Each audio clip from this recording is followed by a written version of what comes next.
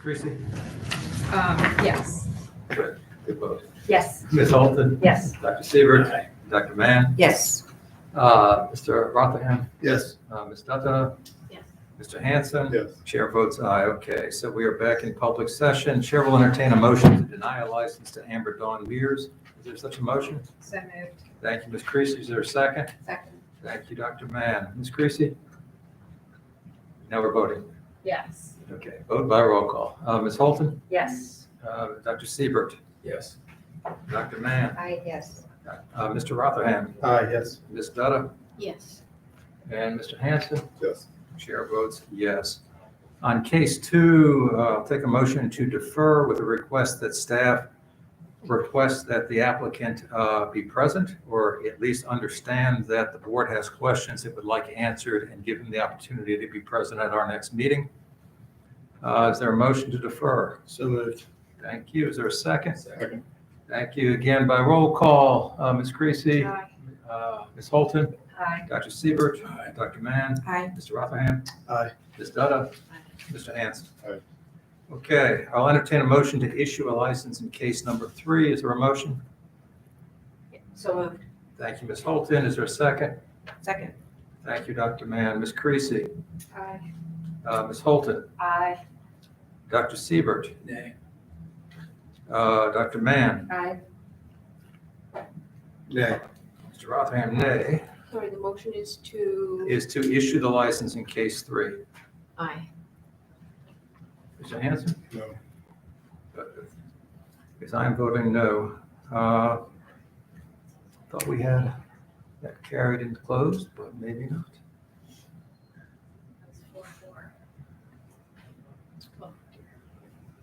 Oh, I guess it was. Okay, well.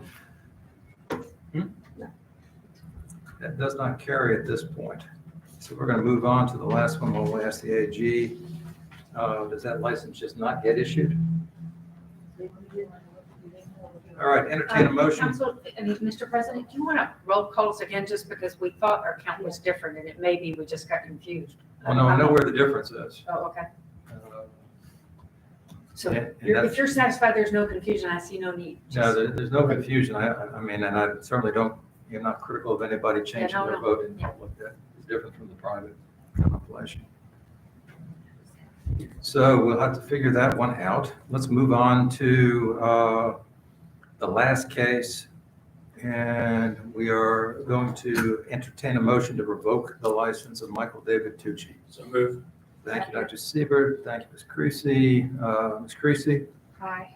Ms. Holton, Aye. Dr. Siebert, Aye. Dr. Mann, Aye. Mr. Rotherham, Aye. Ms. Dutta, No.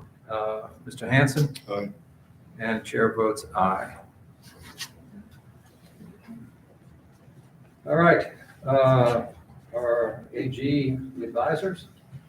Yes, I would have to research that question, because we've never had we usually have a majority of that to get a majority. And this one, you will have someone to abstain from the vote, so we have to look at. Oh, one person. No, we don't have anybody abstaining. Yeah, and so, I don't want to go into a lot of. like, No, that's all right. But I'll defer and get an answer for you, and if, what you may be able to do on the record is defer that to get an answer from our office. Well, there's got to be a statute of limitations problem with that, right? Or a statute of frauds problem, because it may not come within my lifetime. Whoa, But- I understand the spirit in which that statement. Yes, there you have it. Okay, Communicate that directly to Ms. Love, please. okay, No, I'm kidding you. I'm usually quick with responses. Yeah, no, that's all good. Yeah, please, we're gonna, we will be in public session again tomorrow, so that maybe we can get this resolved overnight if you're. Should just be fails because. I think that's right, but I want to be sure on a licensure issue. I mean, my gut says, but I don't want to give good opinions on this. I just want to be sure. I think that's right, but I don't know if there's a specific issue with regard to license cases and property rights and all the other things that go with this. All right, that covers, believe it or not, the morning session, which was supposed to be done at noon. Great job, guys. Yeah, we are declaring to be noon. Not even now. Is there a motion to adjourn to the dinner? Hawaii. Yeah. Can we move to dinner? All right. I want to take 5 minutes, and then we will be back in session for the afternoon agenda. Thank you, sir. Yeah, I think you're right, Grace, but it's too important.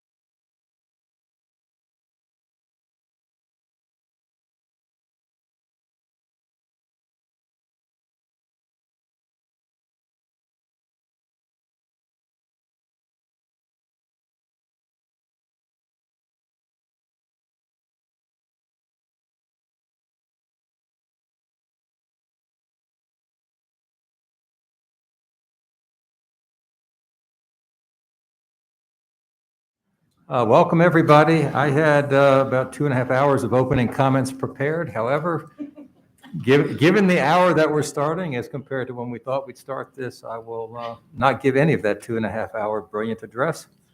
And we will begin right away with the update on the process to review and revise the history and social science standards of learning. Christania, or Ms. Brown, excuse me. Good afternoon. Hello. And I did note that the slide deck this time was not 100 pages, and It is not. I am duly thankful. It is not. You're all good? All right. Well, thank you very much, President Gecker, Vice President Mann, members of the board, Superintendent Balo. We come before you today to provide an update of the timeline for the review and revision of the history and social science standards of learning. And probably can do this in about 12 slides. So we're going to talk about two specific points today, updating the timeline and then the proposed decoupling of the standards document. I love that word. We're going to use it all the time, decoupling the document. So the proposed update gives us an opportunity to do a few things. What we've done is outlined it by month between now and a proposed anticipated final review in January. So right now, we are working currently with creating a standards document separate from what we have traditionally known as our curriculum frameworks document for each course. And we want to make sure those documents are concise, clean, understandable, and accessible for all. Public comment, we opened public comment July 25th, and it will remain open until September 25th. And I'll talk a little bit more about that in just a moment. And also, we are currently working closely with department senior leadership to review all of those documents, standards documents, and what we will see as our curriculum frameworks. From there, much of the same from September, still working to make sure that the document is concise, clean, understandable, working with our national expert to decouple them, make sure that we are looking at the public comments, again, because public comments will close on September 25th. But what's different from between September and October, that's when we plan to have 3 of the community engagement sessions.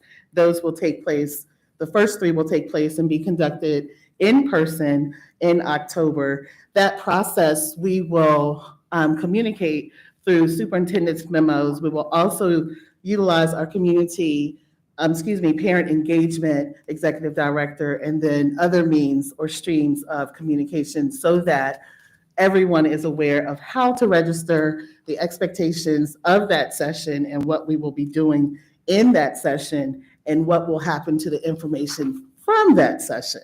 So those first 3 will take place in October. The determining schedule is mostly based on the locations and their availability.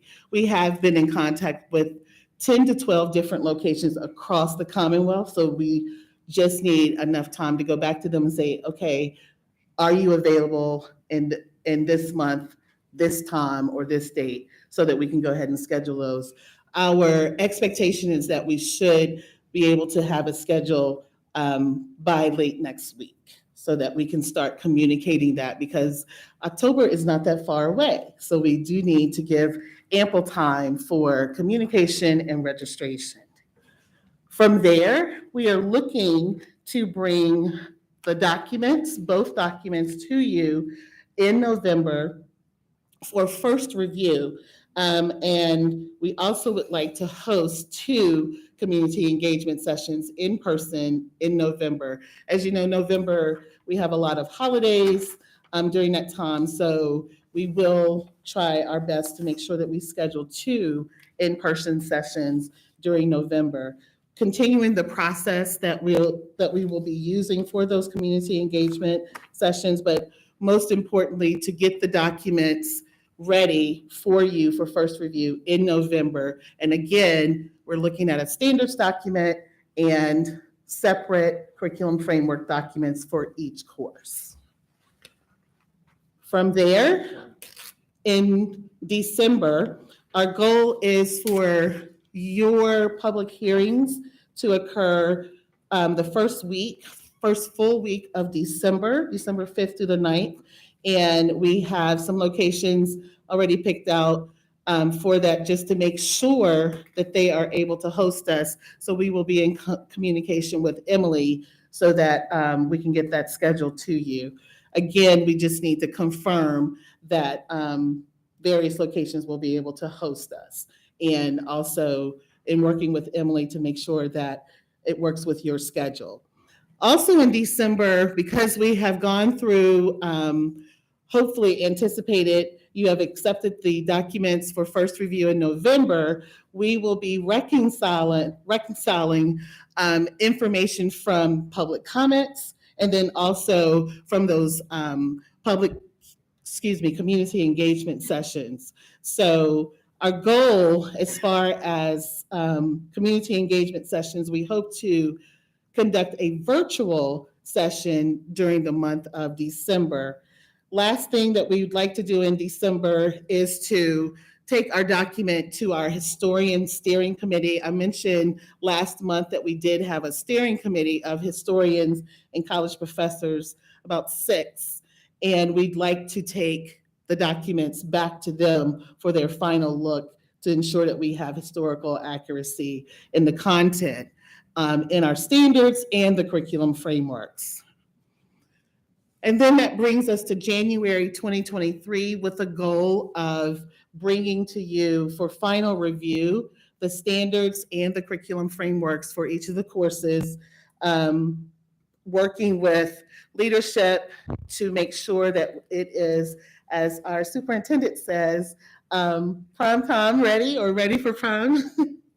So that is our goal, updating the schedule, the timeline. It does not put us far behind our original timeline that we brought to the board in January of 2021. So we're looking at no more than a month's delay, and which isn't bad. I don't think it puts us in a bad position as far as the delay is concerned, but it does give us an opportunity to review the document for conciseness, to make sure that we have everything that we need there. And I do want to make sure to let you know that we need to make sure that we consider all of the public comments and the information or feedback that we're getting from the community engagement sessions.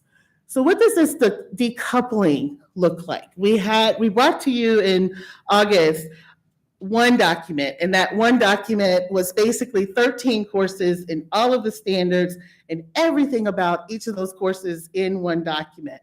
And we did get feedback that for some people it was very overwhelming or hard to read or hard to separate, which is fine. So in taking in that feedback, you may remember from the 2015 standards document, this is what the standards look like. You have the introduction of the course, you have the skills, and then you have just the standards. So we are working right now to pull those apart, and you will have a just the standards document. And then the second document, which looks a little different, but the format of the curriculum framework, those other areas that you've found or that you saw in the standards document that we presented to you in August is put in more of a chart form, turned to the side and easily read, to where you have that column for understanding, you have the column for supporting questions, and then you have the column for the knowledge and learning experiences. So it's separated, but it's still the same content that was in that one document that we brought to you in August. So in closing, just as a summary, we will close public comment in September 25th. And it does not mean that community members, parents, organizations cannot provide public comment to us. We take public comment 365 days a year, 24 hours a day. So we will still be able to take those public comments, but in order for us to process what we have, we do need to cut off that public comment period and then get ready for our community engagement sessions. And they are very welcome to submit comments during that session also. Next, again, conducting the community roundtable sessions between October and November to be able to gather all of that information and then present for first review a standards document, curriculum frameworks in November. That's what we are anticipating. Have our public hearings in December, and then that information along with everything else that we've collected thus far to anticipate final approval at the January board meeting. So at this time, if you have any questions, I will gladly answer them, but I hope that gives you enough of an update that we can move forward. Christina, we appreciate it greatly, and thank you all for being here with us. We know how much attention this work has gotten, and frankly, how much information has been passed around the public, a lot of it not correct about what's gone on in terms of the process and the content of the standards. I'd like to state as to the best of my knowledge, and I think the team would confirm that as of today, the comments that we are changing or not teaching all history are just not factually correct. The process we've been involved with now has been strictly related to what the document looks like, the form of the document, and as I think you mentioned, there was a sense that the document was unwieldy in its current form, and I will also say, in fairness to the team, we understand that that form was sort of a directive of, the department when this work started. And, I'm not saying it was a bad idea, because I don't think it was a bad idea, but I do think that when we tried to execute that idea, the board became and staff became aware of, and the superintendent became aware of, certain things that we thought we could do better and more plainly explain not only to the public, but to the teachers who are going to have to use this document. And so I know you've learned a new word, decouple, that you now love dearly. But, from my perspective, the goal has always been to provide a document that, as everybody in the administration has said, fully and fairly teaches history, the good and the bad, in a way that people understand it. And I will say, because this does come up with so many people, that in my opinion, at this point, the claims that there have been substantive changes to the document to reflect what people's view of current views are is just categorically incorrect. So with that having been said, are there any comments or questions from board members? Yeah, Dr. Mann.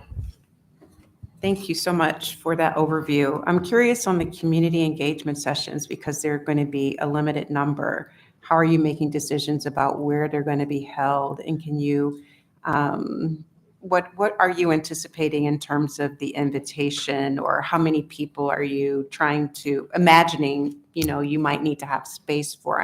I'm just curious about that part of it. We're looking at cutting registration off at 100 because to be able to maneuver that large of a group, knowing that is our greatest number, we're looking at spaces that will be able to hold that many people.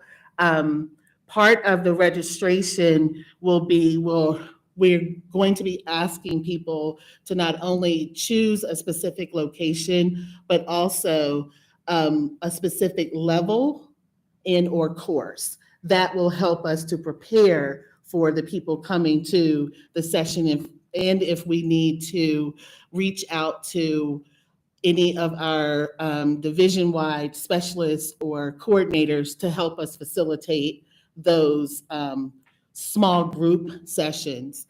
Also, prior to or a part of the registration, once they have registered, we'll provide them with information. It's not our goal to necessarily go through the process like we did at our August meeting, but a pre-video for them to watch And then also some questions that they can bring to the session, having answers so that we can use that time wisely once they get there. So, and I'm not saying that this is the question, but for example, what changes would you recommend to a specific course? And that way, if they have that already with them when they are working in those small groups, then we're not fumbling through trying to figure out the answers to those questions. They're bringing work to the session, and it's more so a work session rather than a feedback or input session. So our first goal is to ensure that we have, between the community engagement sessions and the public hearings, to cover the state. And because of weather and everything else, we usually, whenever we try to do that, we usually try to start in the far southwest and move east. But still holding to that, we do have some locations that will be able to hold us if we go up to 100 to make accommodations for that. The second is for a lot of places that we've tried, parking, you want to try to lessen as many barriers from keeping people from coming. So we want to make sure that it's not some type of fiscal barrier for parents and community members to come, but also accessible for them to come. Thinking about something that may seem right off of 95, but if it's right off of 95 towards Fredericksburg at a certain time, that might be a barrier. So we have to keep all of that in mind. But first and foremost, making sure we cover the state, limiting so that we can use the time effectively to 100 participants and giving them something specific that they will be doing prior to coming to the meetings and then while we're there. Other questions? Thank you, Ms. Brown and team. I know you all have been hard at work on this and are going to continue to be hard at work on it all fall. I'm very grateful. With respect to the process, is there a place, I know there's very active interest in all of this in the public, and we're grateful for that. Is there a way that people can sign up now somewhere to ask to be notified when the community engagement sessions or registration opens? Or who are you going to send you're going to send it to the superintendent's memo, but I don't know whether, can everybody sign up for the superintendent's memo list? Well, the Or is that memos just- are posted on the DOE website, but we also have our parent engagement executive director that I'm hoping that they have access to other parental groups or community groups. We also have the communication of the principal's email, which is more closely related to parents than maybe the superintendent of a division. So sending the information directly to principals at that level to please communicate this to your parents in your school. And then also, one of our external committees was the Virginia PTA. So hopefully between that, social media platforms that we also have, we will be able to communicate it. Right now, there is not a way to say, can you alert me unless there's something that I'm not aware of. But as far as our program is concerned, I don't really have something that will send out an alert. Well, maybe the social media is the answer, but I've just heard from an awful lot of people who are eager to participate, which is Yes. great. But they may not be people who are on the superintendent's memo Right. mailing list. So will it be posted immediately on social media once the registration Yes. site goes live? Yes. So if people want to watch for that and be ready to register, then they should be following Virginia DOE News on their Yes. social media Yeah. and count on that. Great. Next question, also a process question. I appreciate the concept of these as a work session. I appreciate that you're going to give them homework. Are you anticipating having an updated draft for them to react to, or are you going to be asking them to react to the August draft or June draft or whatever it is, or what? What are you asking them to react to? My goal is for them to have the individual curriculum frameworks in the standards document so that you're not getting the 346 page. If you sign up and say that you want to participate in the community engagement sessions and specifically talk about kindergarten, then you will only have kindergarten standards and framework to look at. So But hopefully in other by this words, first one, But you're expecting to have the kindergarten you're expecting to have the K-12 standards and framework ready for the Before the community community, engagement yes. sessions. So can we ask that they be, because some folks may not know which ones they want to react to until they get to see, can that draft be posted somewhere when available? that I'm not sure of if that can be posted. The content, no matter what, is the same. What we have posted for the board docs from August, that's what we've decoupled. There's no extra content that has been added or changed around. We've just split the document into those two that I've shown you. So your anticipation is the draft that you're going to be working from. I mean, you've obviously had an Mhm. opportunity to correct some typos. Right. But other than that, you're anticipating that the draft that will be being shared for public response is basically the same as the draft that was presented to the board. Yes. So Yes, you're not ma'am. anticipating major reductions or additions to that content before the community engagement No, sessions? ma'am. Okay. No. But now the draft that you will present to us for consideration for the board at first review, will it still be the same content or will it reflect updates based on the sessions to date? It will, we will try to make sure that it reflects the updates up to that point because we are looking at scheduling 2 community engagement meetings in November. Now, the November board meeting, especially due to holidays, I believe is early, like Right. the 17th or 18th. So if we are able to do a community engagement meeting, maybe that first week of November, then we can consider what's coming from there. We won't have any community engagement sessions. My mistake, we will have a virtual session in December. That will need to go forth with what we are proposing for January.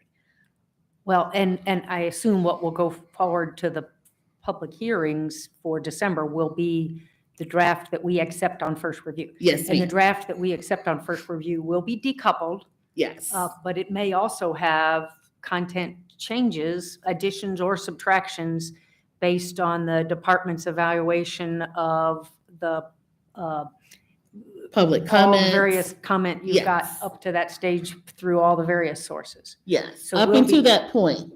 And again, the meeting being the 17th or 18th of November, what we can prepare, because we also need to get it to you. Right. And if the meeting is the 17th, we're looking at the end of October for us to consider what we've pulled in from the community engagement sessions. And also right now, we're looking at public comments as they're coming in, but we need to cut that off so that we can kind of process and see what types of input we may need to pull from public comment that's going to impact the content. But it will not be, let me backtrack. It will be, we'll look at public comment and what we can from the community engagement sessions up to that point, the process for that document. So the first review document will incorporate as much as you can of all of that, Yes. recognizing you need to give us a little time to read it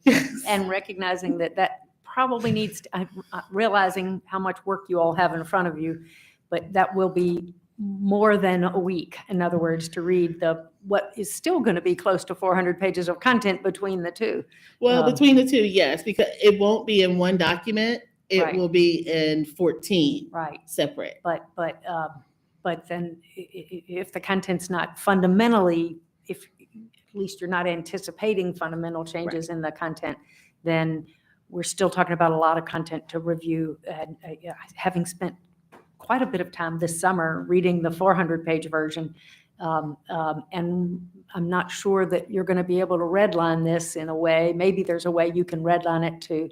That would be extremely helpful if you could figure out, despite the decoupling, if you could figure out a way to highlight for us in the version we're looking at for November, what's changed from the June version or Okay. July version, that would be extremely helpful. um, Just because of the timing of our review.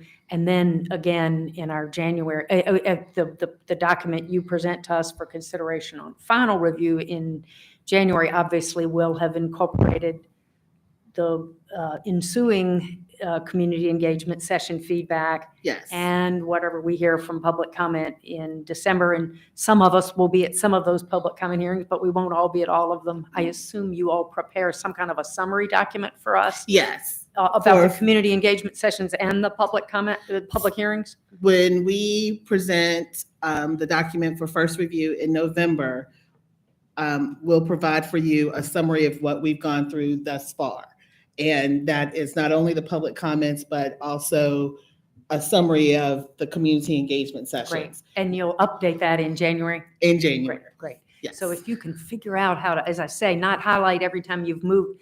I mean, as I understand it, if it's in the standards or in the curriculum framework, the teachers and the students are equally responsible for the content, whether it's in one document or the other. Is that Yes. correct? That is correct.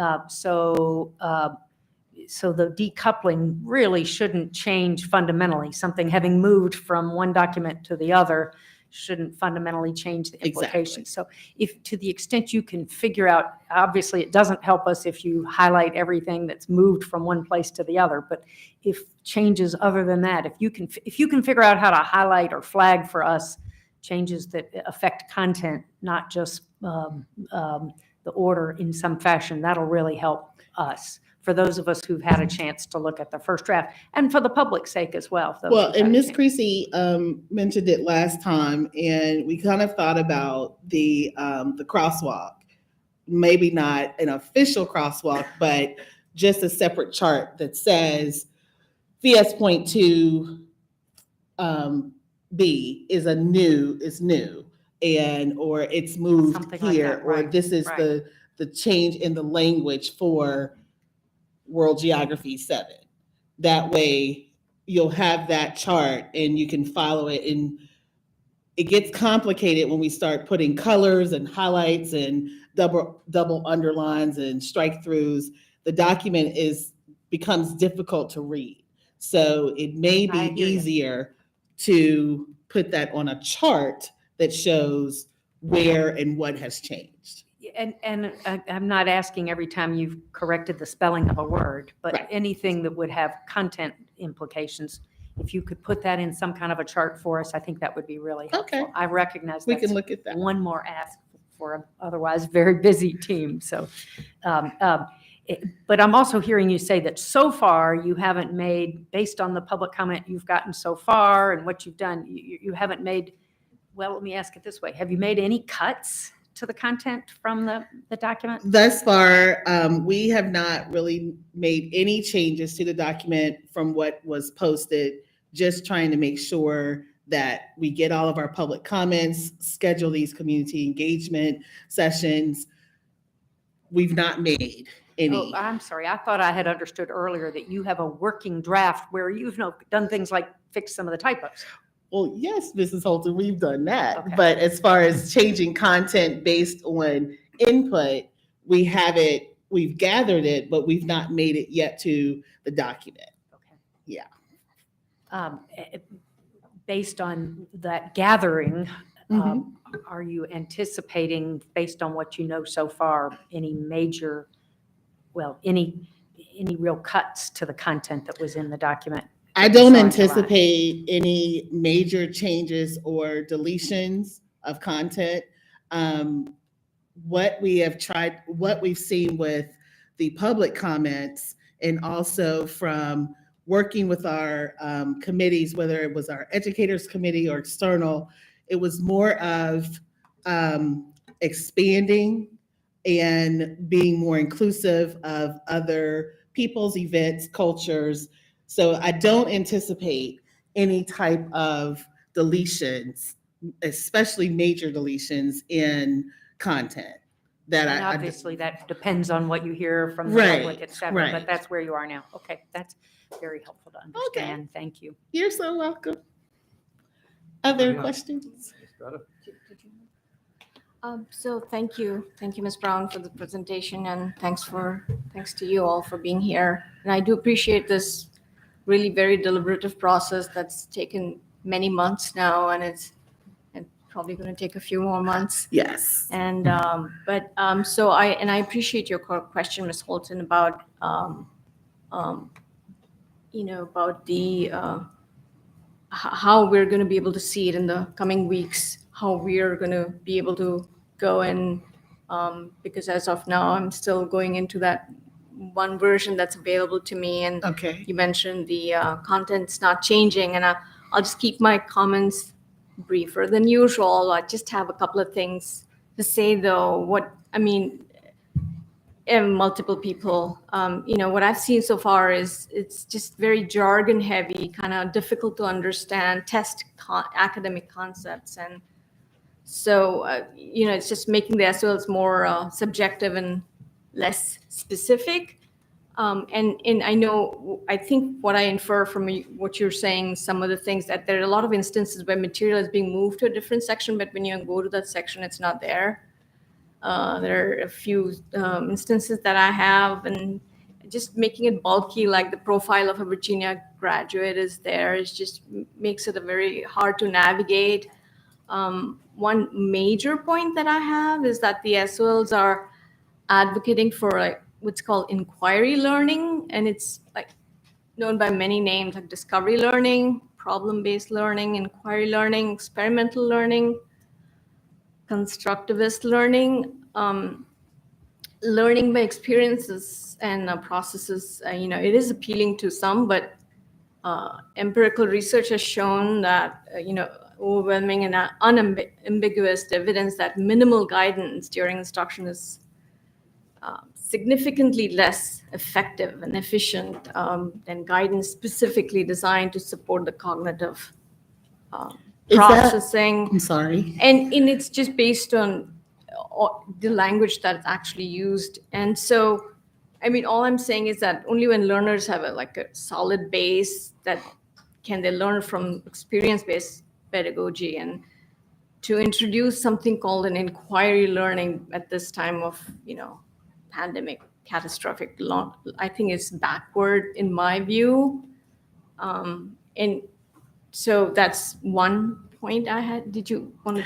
Yeah, I did have a question, and I apologize for speaking over you. No. The research that Mhm.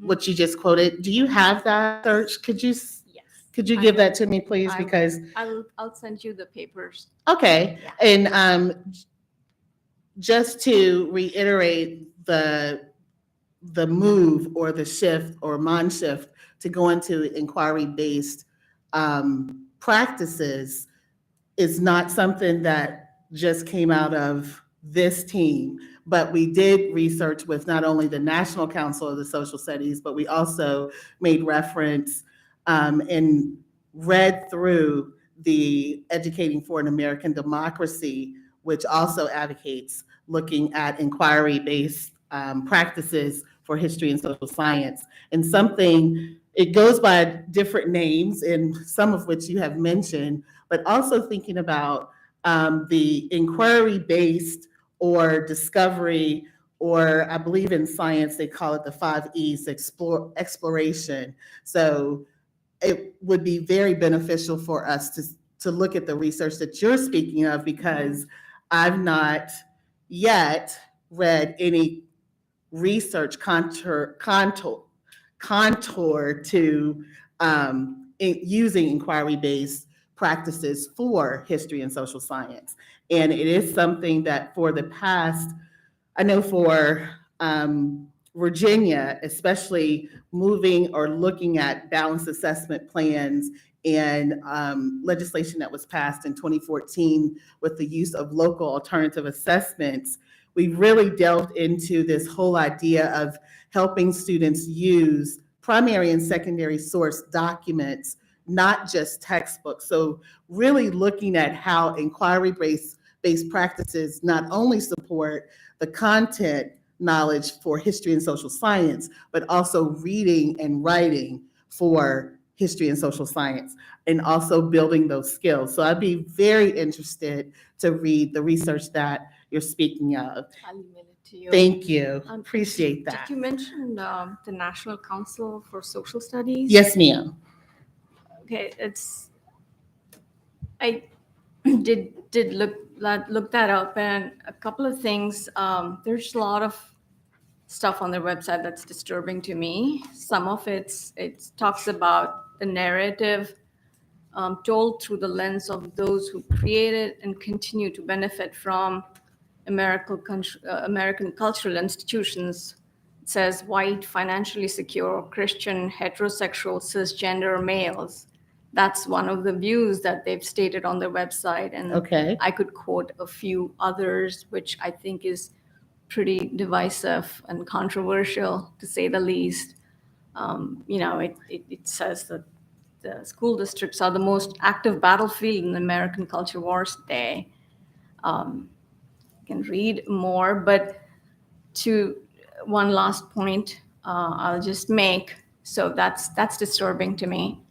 But the themes and concepts, it's pretty cluttered through in a very repetitive manner. And I think that would be probably part of what you're going to be streamlining when you decouple probably the fact that a lot of these things, themes and concepts are cluttered.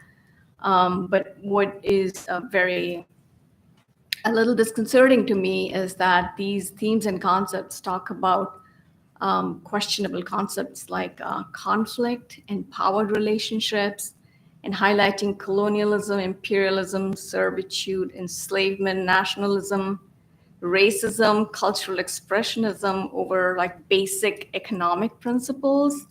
And they define freedom in terms of power, the power to act without hindrance or restraint through agency and advocacy, rather than just in terms of the traditional American values of individual liberty and economic freedom, subject to due process under law. So when I see these words, and then I look back at the NCSS website, it just thinks a lot of things are very disturbing.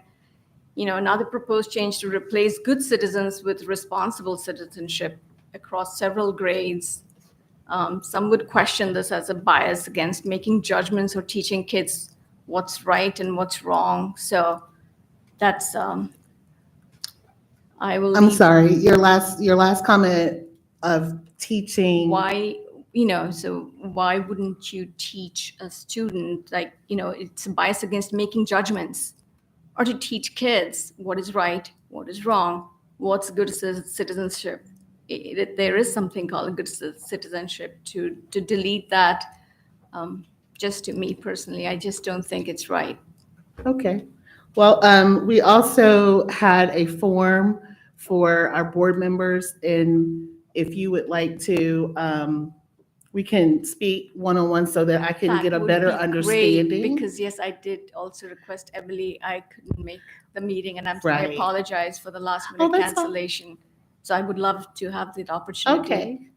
That would be wonderful. We can set that meeting up so that I can get a better understanding of what you're speaking of as divisive. Thank you. Mr. Hanson, did you have a question for me? I did, and just in terms of the community engagement, outreach, 2 meetings with 100 people just intuitively seems very minimalist to me, and I just would encourage you to have contingency planning or thoughts of whether it's 200 or 250, or but also would just like to understand too, is this first come, first serve, or are you going to be determining who gets to participate, or how is that going to work? Our goal is, and again, to ensure that we are effectively using that time. That's the main reason for the number cutoff. And it's not to eliminate anyone. And yes, you have the link. There will be other locations, and we do have that option of the virtual community engagement session, but we want to make sure that we can best use that time. And 100 people to have as a work session, it's probably a lot, but I think that's something that we can handle to make sure that we get the best out of the people who come. So with the sessions that we are trying to schedule right now in October and November, and then that virtual session for people who did not or were not able to come to any of the sessions that we had scheduled.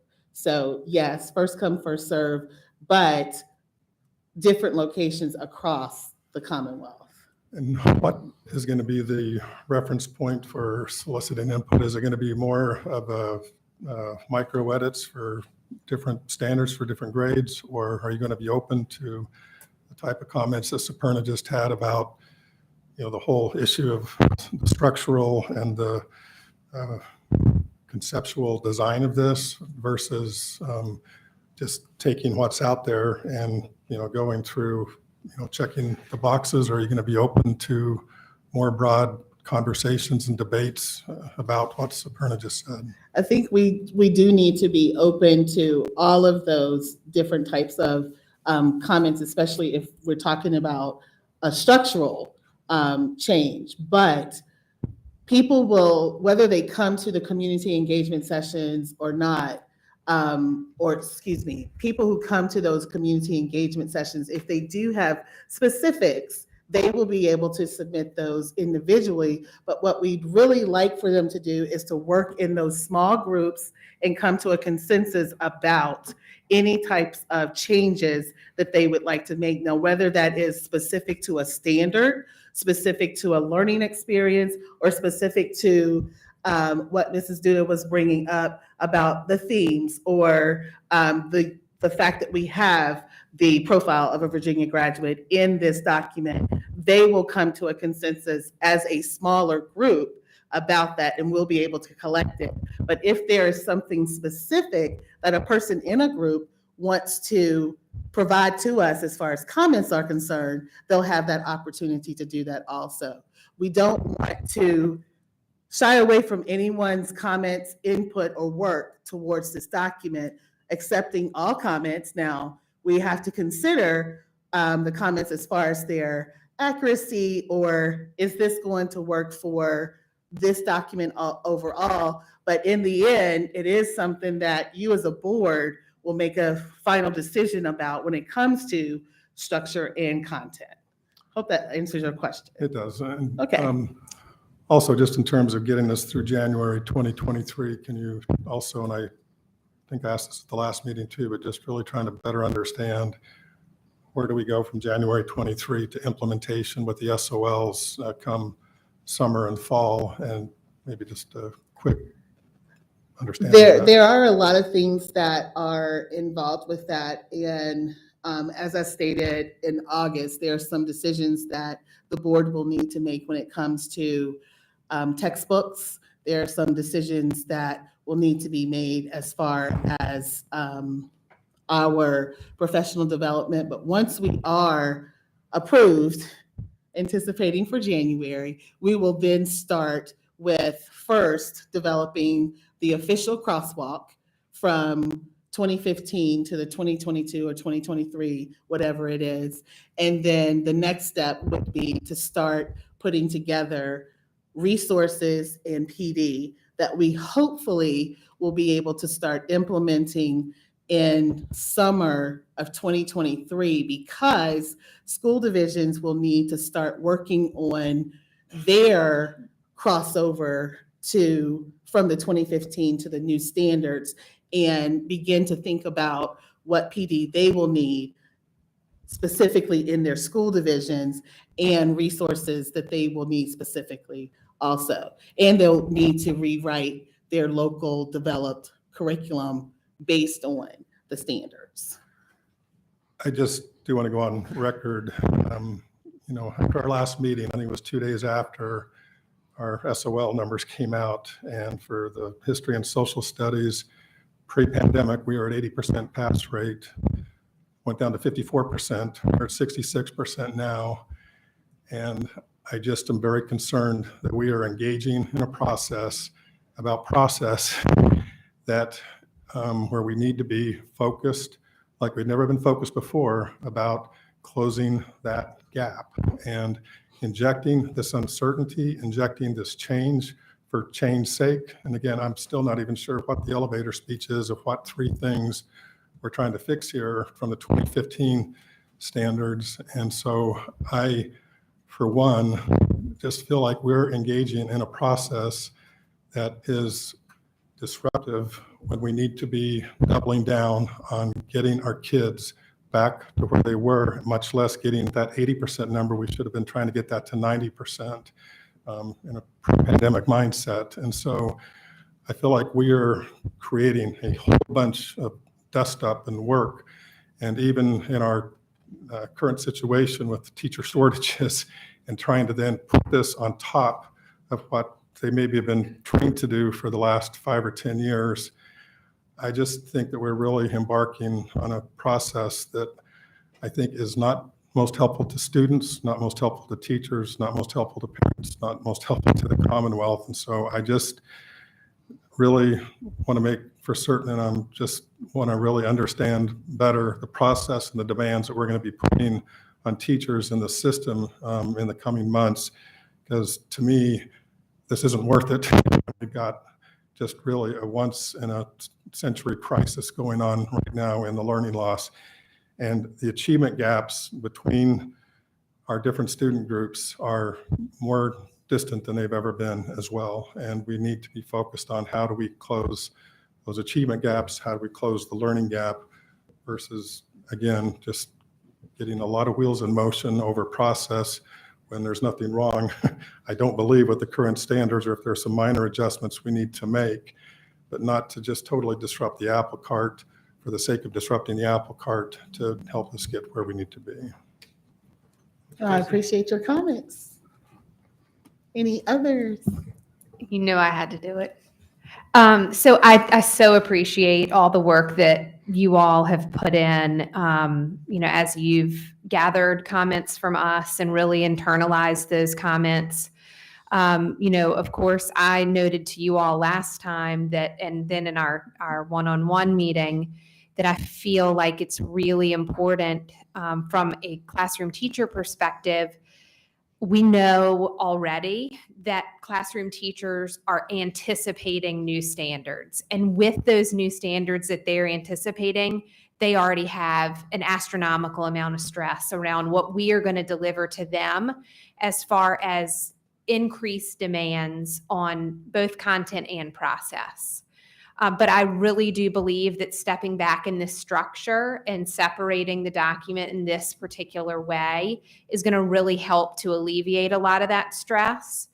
I do think that Mr. Hansen's comments are well suited for this particular issue, because I'm going to bring it up again, and that is, I feel strongly that we need to see what the content-based difference is between the 2015 standards and these standards, because I think that kind of alleviates a lot of stress overall, right? So if teachers are in the classroom thinking, oh my gosh, they're going to just load me down with more content that I'm going to have to teach than I already am in my 180 days. Well, let's help them calm those nerves. Let's show them that just because this document looks differently right now, does not mean we're asking you to add 10 more days worth of content on your back.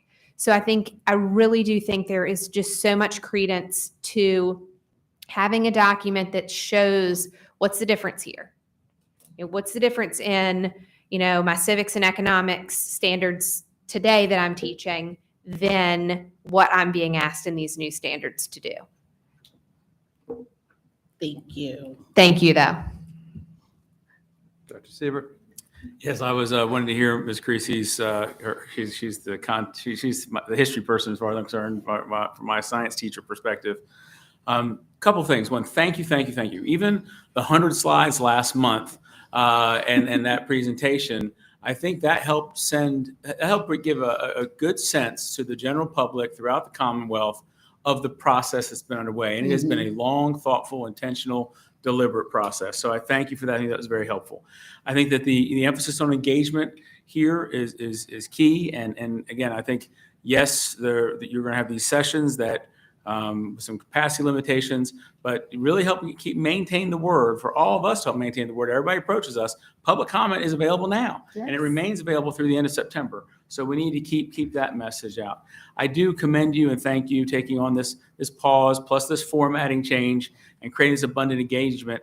And so that's a whole lot of work, and it's a work on you all. But I think there's also a burden coming on us as a board in terms of the time constraint, because ultimately, whereas if I'm a U.S. Virginia history teacher, when I get those standards, that's what I need to focus on because that's what I teach. Mm-hmm. But we have an obligation to our teachers to make sure that we do keep this process moving and that we do get to a finish point. Because if I'm a kindergarten, third grade, fifth grade, sixth grade teacher, I'm teaching multiple content areas. I can't just focus on U.S. Virginia history. I can't just focus on world geography.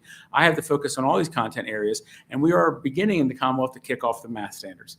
And so we owe it to our teachers to not bring multiple years of standards to bear at one time. So I appreciate the efforts going on. I especially like the chart you've created because I think it gets at some of the concerns that was lifted up before. I think when you have a column focus on the knowledge and learning experiences, I think that's very, very helpful because again, some of the concerns out there have been that, but it's not really a concern because we know you cannot critically think about something. You cannot apply something until you know something. Mm-hmm. So you must know things to be able to do things. And so I think that chart will be helpful in that regard.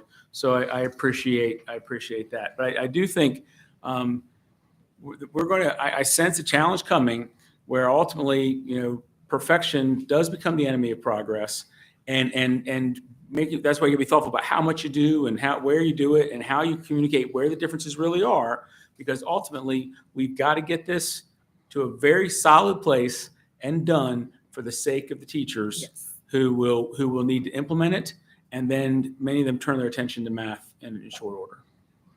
Thank you. Any other questions?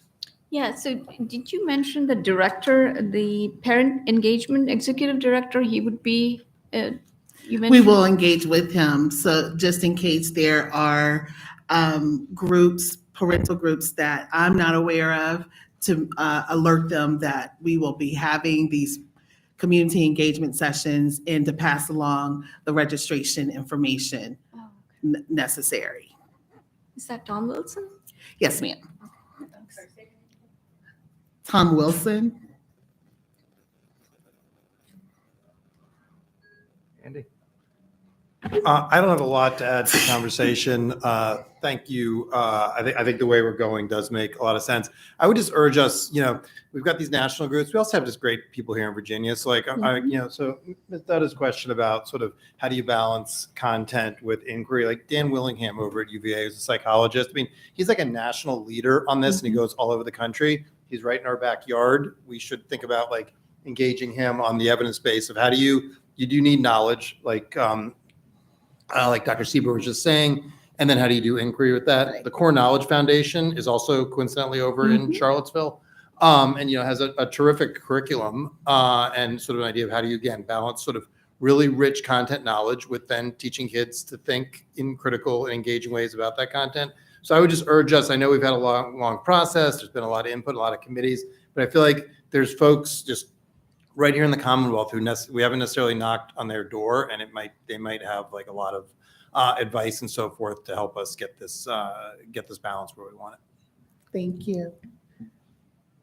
Anything else, Mr. Gecker? I think we're pretty much okay. I would like to just remind the board members that our job at this point is not to sort of make individual editing changes to the document. I mean, that still is within the purview of the staff and, is ably led by the superintendent of public instruction.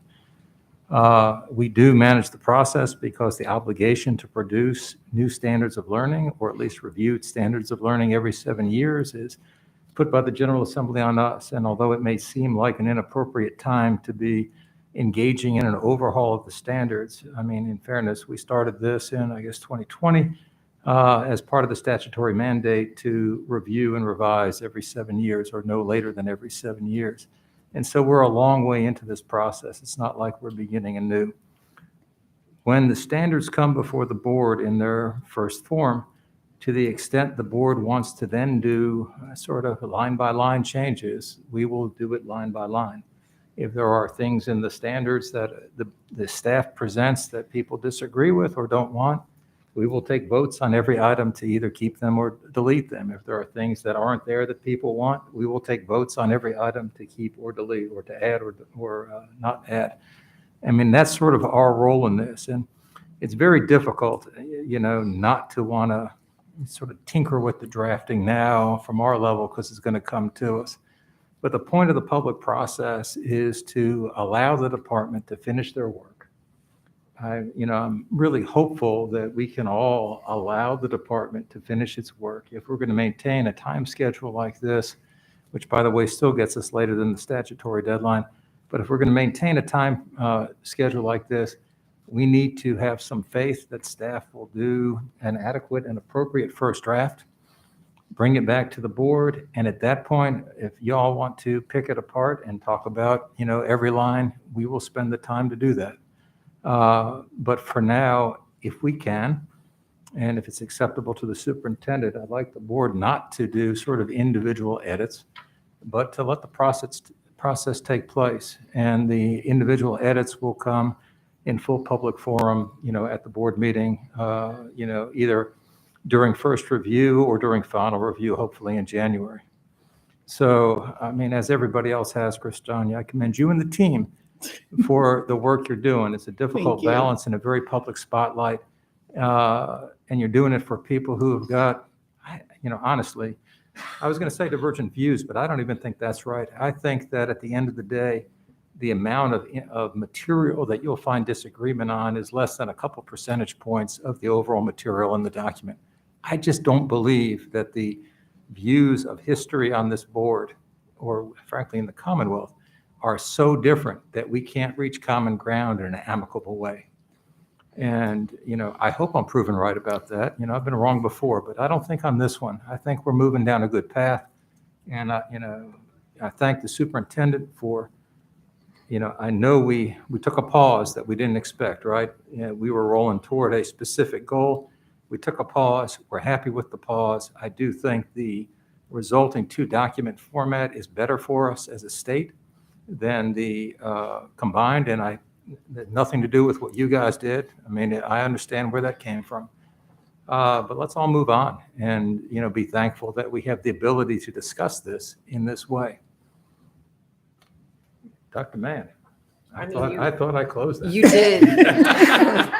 You did, but I also think what my hope for is, as we embark upon the process, over the years, I've had the honor and privilege of serving on the board. I think I have been in awe of the level of expertise that gets brought to bear every time we embark upon doing this kind of work. And it is my sincere hope that as we undertake this, given the extensive work, even the fact that we're having community engagement sessions, that is not a part of what typically happens when standards are reviewed and adopted.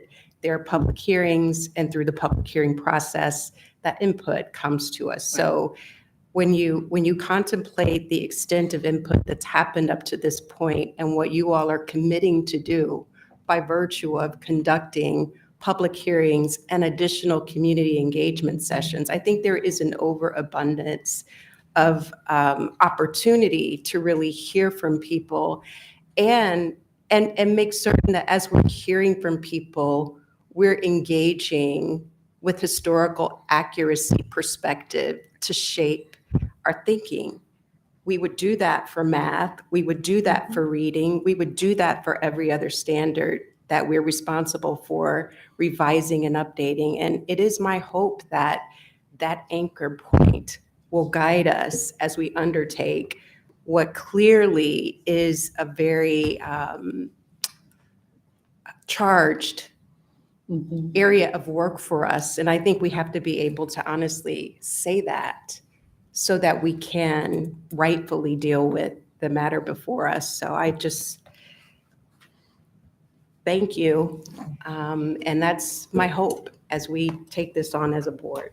So go forth and ignore us for a while. And thanks. What, you want to give I comments? would love to.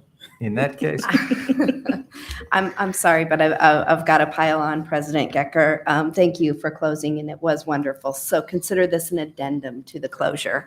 I want to just thank the VDOE staff because there have been 3 really distinct pivots that you all have made. Number 1 was before this process started, being asked to do something with these standards that you haven't been asked to do before. Number 2 was when a new administration came in and I asked you to take some different directions with the process work. And number 3 was with the pause that brings us to today and the work that you've undergone. I absolutely think that it is the appropriate entry point for the members of this board to have conversations that have taken place so far. It's guided our work over the last 3 weeks since our last board meeting. Today, the discussion about crosswalk, inquiry-based versus fact-based, looking at the sources that we're looking at and making sure that we're balanced with that. Those are all really, really appropriate and important conversations for this board to have and to continue to have. And one of my goals as the state superintendent and the secretary of this board is to make sure that this board has more opportunities in other subject areas to sort of get these check-in points along the way through either samples or actual drafts of the work to continue to get some of that high level and conceptual feedback and contemplation that I know I rely on this board for.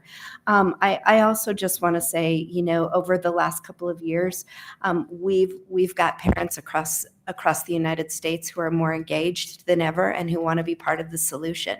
That said, from the time that I was a teacher and in grad school, what a standards document, the purpose of a standards document has really evolved. And I think that we all see the standards document now as much more of a public facing document that explains and is a tool for parents and the public to use to understand what the scope and sequence is of a particular content area in a school or in a state or in the nation. And so I think that it's really, really important. This pause and this extra work that we're taking on the standards document is so vital because we do, as you said, Kristania, I'm a fan of saying ready for prime time. We want that to be ready for prime time so that we can engage parents in being part of the solution. And that's the really appropriate entry point for this. And we need your continued contemplation on that. I will also just, with respect to the curriculum frameworks that are there, it feels really daunting when we say we're going from one big document to 14 little documents. And I just want to make sure that we're clarifying that that's not just splitting the documents apart and having the same things that are in 496 pages or wherever we are right now into 14 smaller documents. And so, Ms. Holton, while we will certainly keep you apprised of and Ms. Creasy through things like crosswalks and conversations, redlining, et cetera, the changes that are taking place. Some of those changes include things like redundancy and tightening our document. Ms. Duda, you talked about the profile of a graduate. Where possible, we want to make sure that we tighten that to a point where we have links in there and maybe not the whole document that may be misperceived by the public as being part of the standards document, and it's something that stands on its own. So those are conversations that this incredibly adept staff is having every single day, that they're contemplating on, that they're making changes on. So some of those changes really are in an effort to make this a document that maybe the nation, certainly Virginia, hasn't seen before in a standards and curriculum document, in the sense that it serves so many purposes. It's a tool for parents and the public. It's a tool for teachers and administrators and curriculum directors in the school, and that's really our goal. And just to wrap it up, although President Gecker already closed, I'll just say, we want the best standards. And so your continued contemplation, Virginia's continued engagement as contributors and as voices in this is very important. And again, VDOE staff, that is tough water to navigate. And thank you very much. Thank you all. Dash for the door. Okay. Thank you.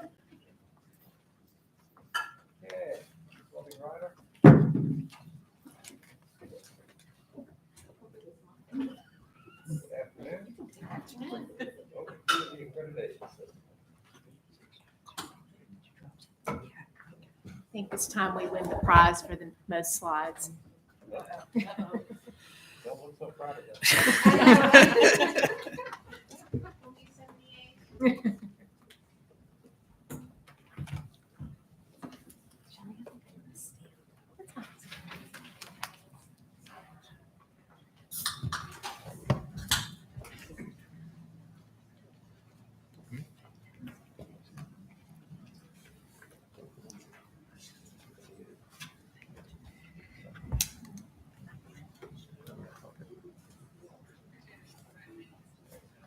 Ready? I'm ready. All right.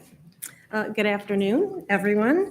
Today, Shelley and I will be presenting information regarding Virginia's accreditation model in preparation for any potential changes recommended by the committee that will convene to address House Bill 938. During the board work session in August 2022, Dr. Zale presented information on House Bill 938, which requires the Virginia Board of Education to collaborate with the Superintendent of Public Instruction and the Secretary of Education to convene stakeholders to evaluate and make recommendations on certain goals regarding public education. 3 of the goals relate to accountability. A report is due to the chairman of the House and Senate Education Committees on stakeholder findings and recommendations no later than November 30th, 2022. Since the House Bill 938 committee work is getting ready to begin, we thought it was appropriate to review the current accreditation model with all board members so that everyone has the background information necessary to engage with the recommendations that come forward. We will also be requesting your initial feedback at the end of this presentation. Therefore, as we are presenting, we would like the board to think about the strengths of the current system, ways in which the system can be improved, and whether those improvements would require a long-term or a short-term change. It's also important to think about ways to make the system more accessible to schools in the community. For instance, what long or short-term changes could take place to make data more readily available, or what changes would perhaps simplify the overall process and make it more easily understood by schools and the community? Are there indicators that should be added or changed in order to strengthen the current system? And finally, in what ways can we make improvements to further differentiate performance so that year-to-year comparisons can be made to improve school quality? I'm going to quickly review the 3 accountability goals in House Bill 938. We will circle around to them again at the end of the presentation so that the board has an opportunity to provide input. And during the first part of this presentation, we'll provide some background information on the historical, legislative, and regulatory authority of the board. Then we will provide an overview of the accreditation system, and then we will bring back the House Bill 938 goals back in front of the board for any initial feedback that you would like to provide. The first accountability goal is actually goal 3 in the bill. The goal is to increase the transparency of performance measures for public schools. During the work session, Dr. Sale framed the task by providing questions to guide the discussion regarding transparency. The questions relate to making complex information more understandable to stakeholders, as well as whether there is any additional information the department can provide that will promote transparency. Towards the end of the presentation, we will take a quick look at the school quality profile information that we currently do provide on our website. The second accountability goal is actually goal 4 in the bill. Its purpose is to ensure that performance measures for schools prioritize the attainment of grade level proficiency and growth during the course of a school year and from school year to school year in reading and mathematics for all students. The questions which frame the task surround how both growth and proficiency should be included in the accreditation model. Specifically, the questions ask how we might consider growth and proficiency differently than we do now. While both remain valued components of the accreditation system, what can be done to ensure that each component is clearly represented and used appropriately in determining accreditation status? The third goal, which is goal 6 in the bill, is to ensure that there is a strong accreditation system that promotes meaningful accountability year over year. This goal is fairly broad, with the general question of whether there are any changes to the accountability model that would promote meaningful and consistent accountability. For example, what changes might be made to minimize the complexity of the current model and simultaneously enhance clarity on whether schools are meeting multiple performance expectations? As well, does the current model differentiate a school's performance enough to give an accurate portrayal of strengths and weaknesses? The second question on the screen pertains to whether triennial accreditation, which is legislated through the Code of Virginia, should be removed. This, of course, would necessitate a legislative change. We will review triennial accreditation towards the end of the presentation and discuss this question a little bit more in depth. With those 3 goals stated, there are 4 buckets that any proposed changes could fall into. Some of the changes could require change in legislation or regulation, and that is through the standards of quality or the standards of accreditation. Others will require board action only and do not need legislative or regulatory change.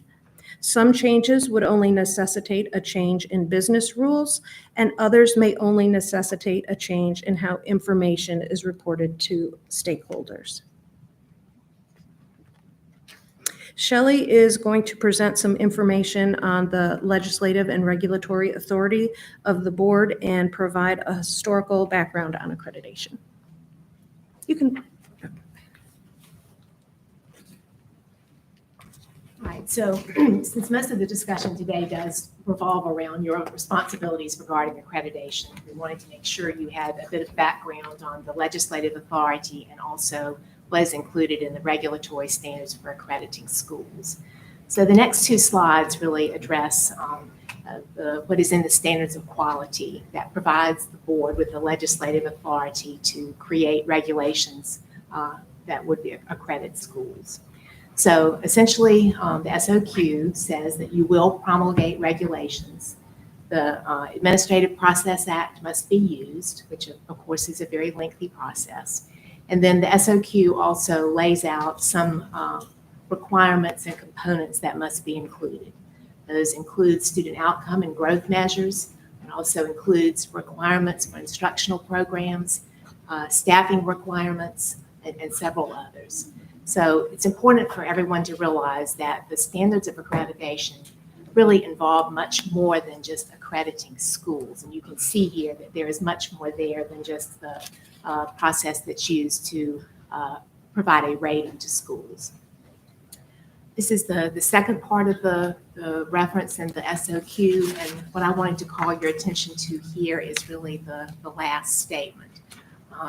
Here there is a statement that the accreditation process for schools must be transparent and based on objective measurements. Of course, we've talked a lot about transparency already in the discussion questions around the goals of House Bill 538. So this is just a description of the part of the standards of accreditation that deals with actual school accreditation. It is Part 8 in the regulation, and you can see that it has multiple sections. We won't go over all of these today, but as we move forward, you probably will encounter many of them as we discuss with you potential changes over the next couple of months. And since we just talked about history standards, we thought it might be important to give you all a history of accreditation in Virginia. So before the late 1990s, school accreditation was much more typical of what occurs across the rest of the country. It was based on compliance with a set of requirements, and then school visits and document reviews were used to evaluate that compliance. In the mid to late 1990s, as part of the reform effort, where the standards of learning were revised and the SOL tests were created, there was a shift in the accreditation process for schools to more of an outcome-based model.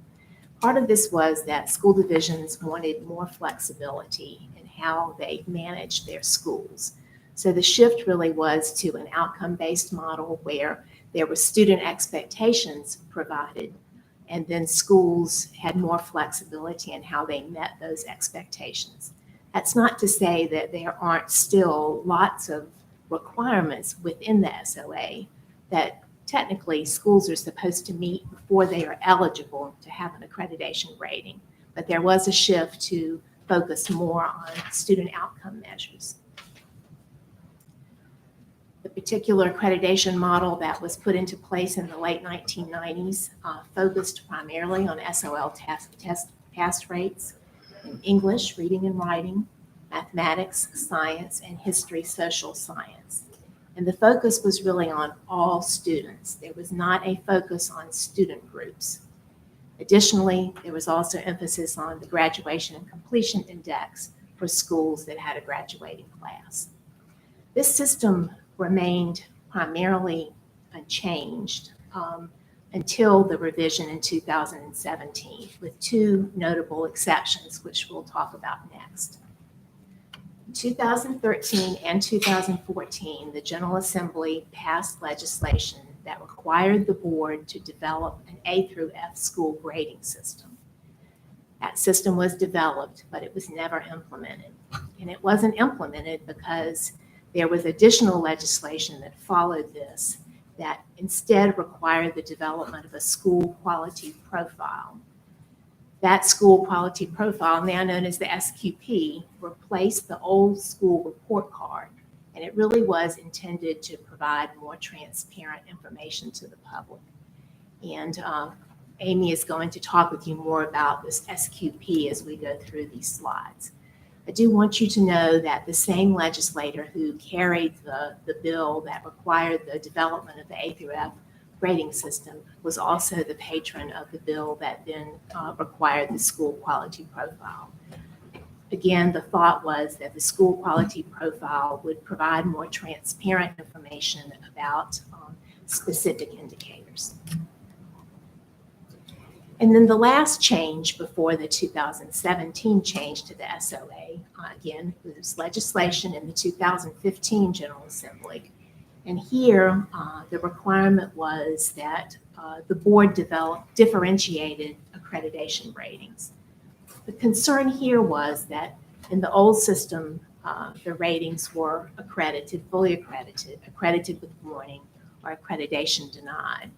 And the thought was that this did not provide enough differentiation to fully describe how schools were performing. So you'll see that other ratings were added. There's one that's partially accredited, approaching the benchmark, one of those for the pass rate and the GCI. This recognized schools that were not at the benchmark but were close. The next addition was partially accredited, improving school, again, for the pass rate and the GCI. These were schools that had made significant improvement, but again, had not met the benchmark. And the amount of improvement that was required was differentiated based on how low the previous pass rates were. So if the pass rates were very low, then perhaps the requirement was that they improve by 11 points for a school to get this particular designation. And then finally, the warned category remained, but it was differentiated between pass rate and GCI. So we did develop accreditation ratings for 3 years using this system, so 2015-16 through 2017-18. And so that brings us to the development of what the model that is currently in place, the 2017 accreditation model. The work on this actually began in 2015, And there were really multiple goals. One was to get at a better idea of how schools were really performing. There was concern that the previous differentiated model was too confusing and it really didn't give people a clear idea of where schools were. There was also a desire to correct some of what were seen as issues with the previous accreditation system. One of the most notable was that the previous system focused on all students. There was no emphasis on student groups. And as you all know, there is a concern that we address achievement gaps. So that was one of the changes that was made. And the other concern was that all of the indicators were academic based. And so there was a desire to provide a more comprehensive picture by including additional indicators. There was lots of discussion among the board members about which additional indicators should be added. Ultimately, as you all know, we added chronic absenteeism. So the first accreditation ratings under the current model were released in 1819. We also released accreditation under this model in 1920. And then, of course, you know that we had accreditation waived in the next 2 years. So this year, of course, we're releasing accreditation under this model. And it's important to realize that we've really only accredited schools under this model for 3 years, 3 times. Okay, and I'm going to turn it back to Amy now. She's going to talk to you about the current model. All right, so in our current model, there are 9 school quality indicators. There is academic achievement, and that is reported out for mathematics, English, and science, and that gets reported out for all students.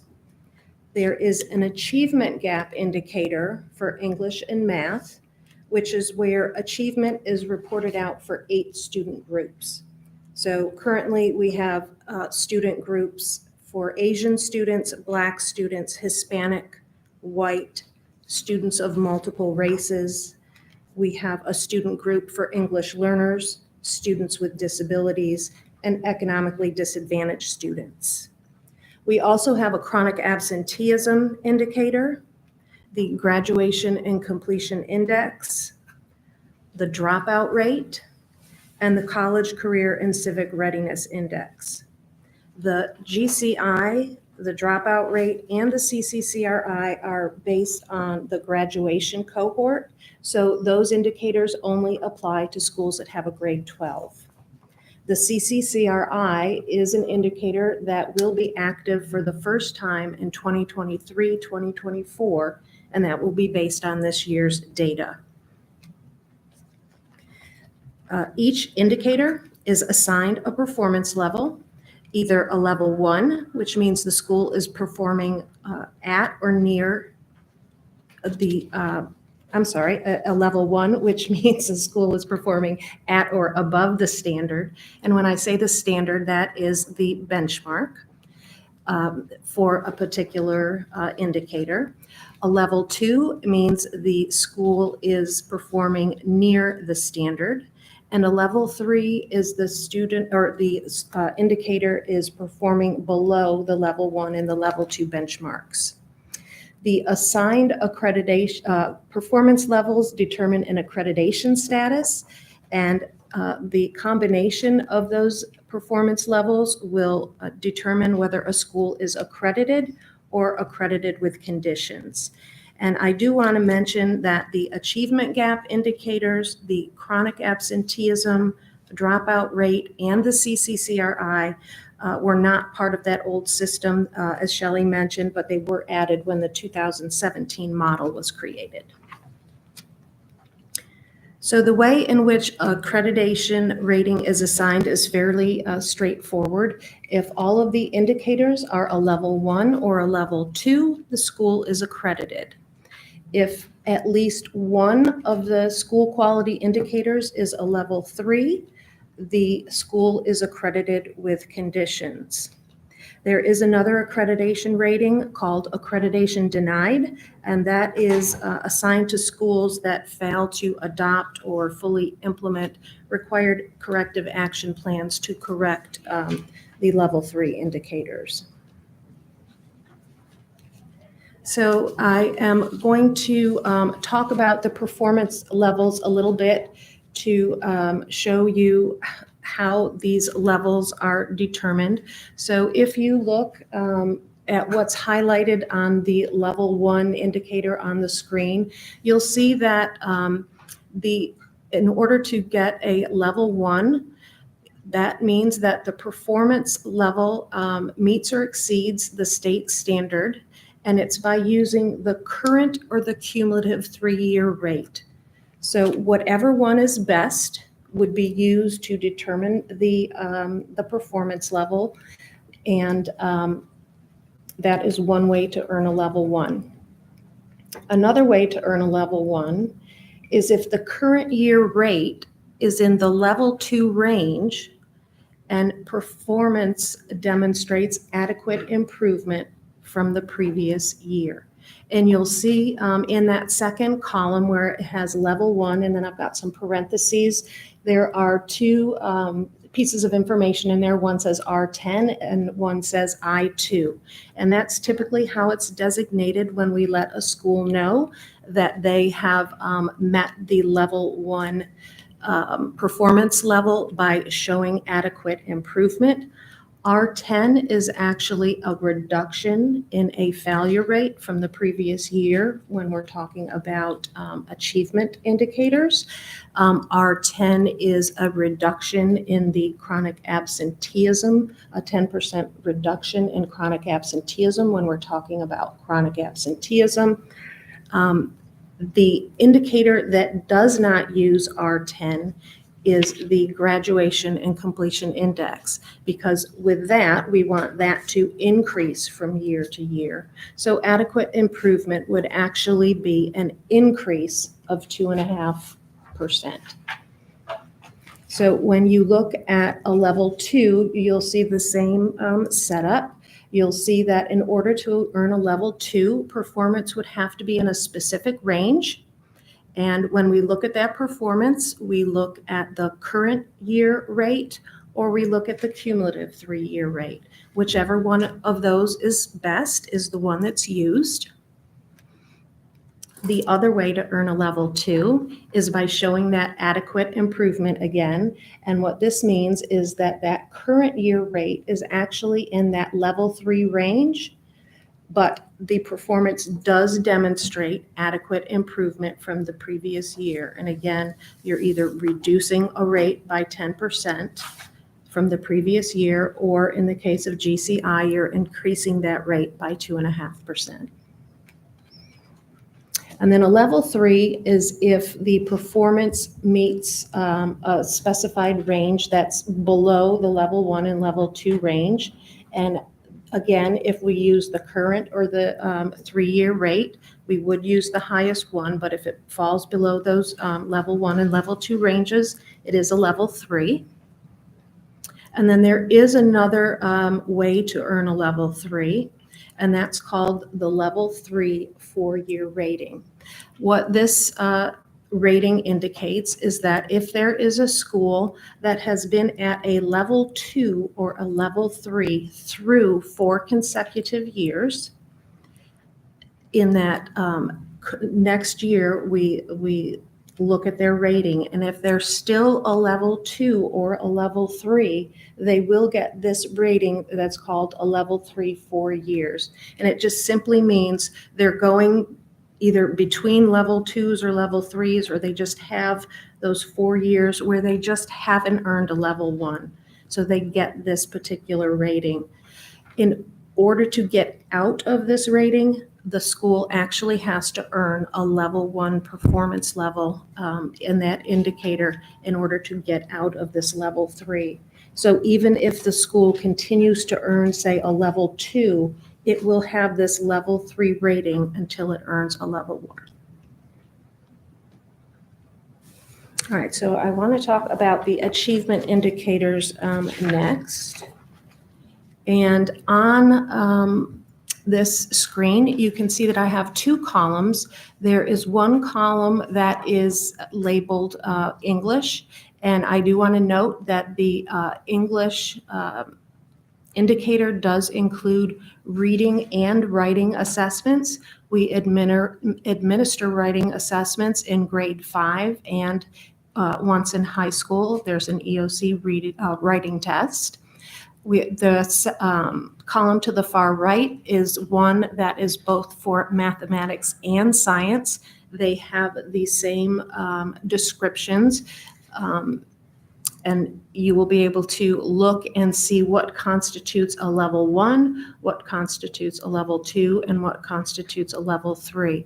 So for English, in order for a school to earn a level 1, their current or cumulative 3-year rate has to be greater than or equal to 75%.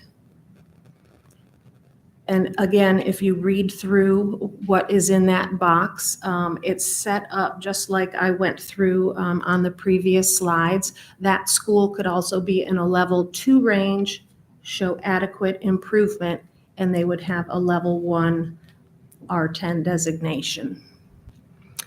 The level 2, if a school's current or cumulative 3-year rate is less than 75%, but it's greater than 65%, it falls in that level 2 range.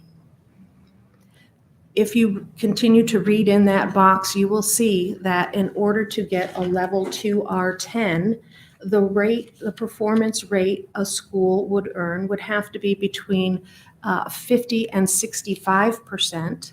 And if they fell within that range and made adequate improvement, they could be a level 2.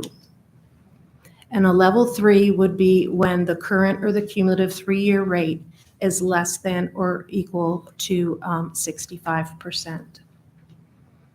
So you can compare that to the math and science column.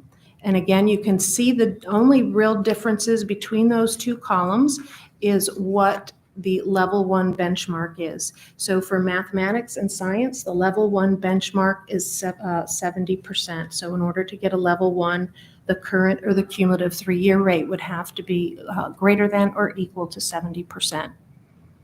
And then you can look through and see for level 2, it would be less than 70%, but greater than 65%. And then for a level 3, it's less than or equal to 65%. Just a quick question. The difference between 70 and 75, is it just a reflection of the challenge of getting there on the math and science, or? Yeah, Shelley, I don't know if you have any insight as to how those were set at the time. Yes, the 75 was set some years ago to really recognize the importance of reading and learning everything else. So that's why it's higher.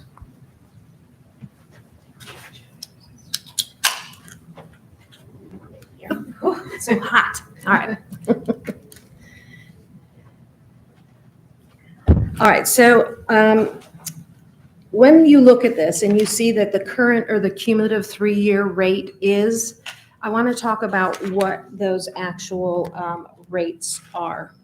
So for the academic achievement indicators and the achievement gap indicator for mathematics, when we're talking about the rate has to be for math 70% or more in order to be a level 1. The rate we're talking about for elementary and middle schools is the combined rate. And what the combined rate is, it's a rate that includes students with a passing score, and then it also includes students who failed the test but showed growth. So that is what's in the rate that's used for elementary and middle schools for math. At the high school, it is simply the rate of students who pass the test. It's a pass rate. There is no growth at the high school. For English, and this is the academic English achievement in English and the achievement gap in English, it's also a combined rate, but it's a little bit different.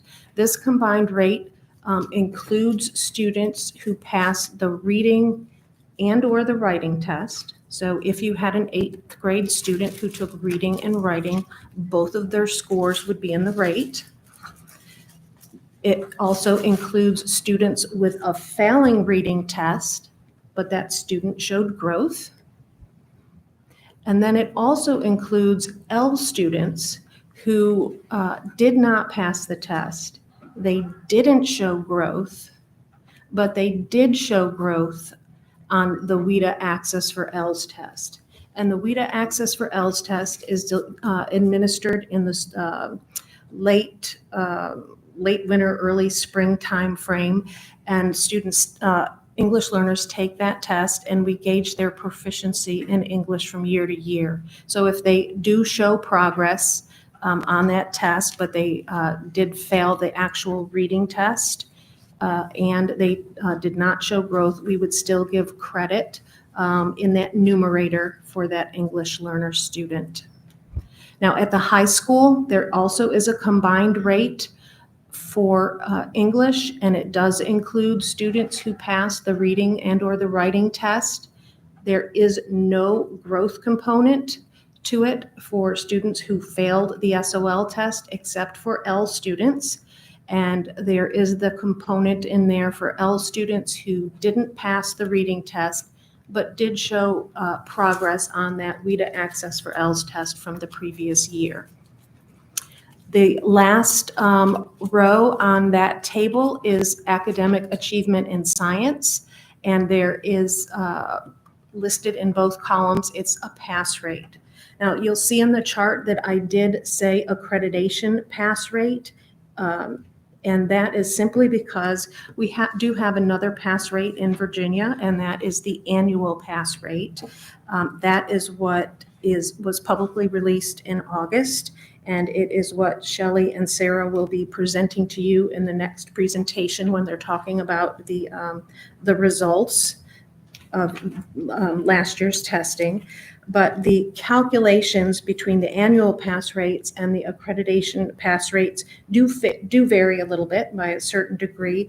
So I wanted to just be clear on this chart for whoever is looking at it that this is the pass rate we calculate for accreditation and not the one we calculate for that annual pass rate.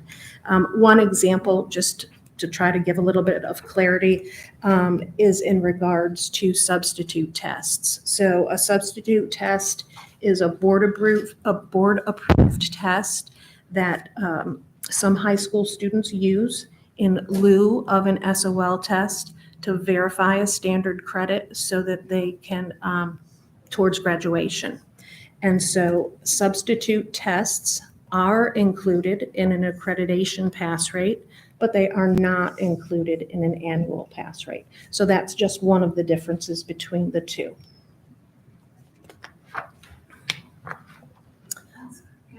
Yes. Really quickly, Mr. President. So in these achievement indicators, are school divisions getting any credit for the pass advance rates that they achieve? No additional credit. A pass it's not weighted. Thank you. Yeah.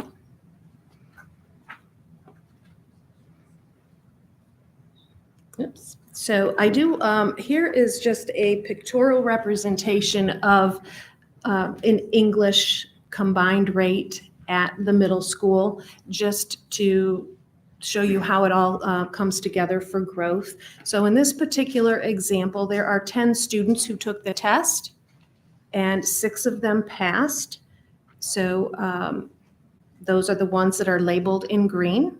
And then 4 of them failed, and those are the students in red.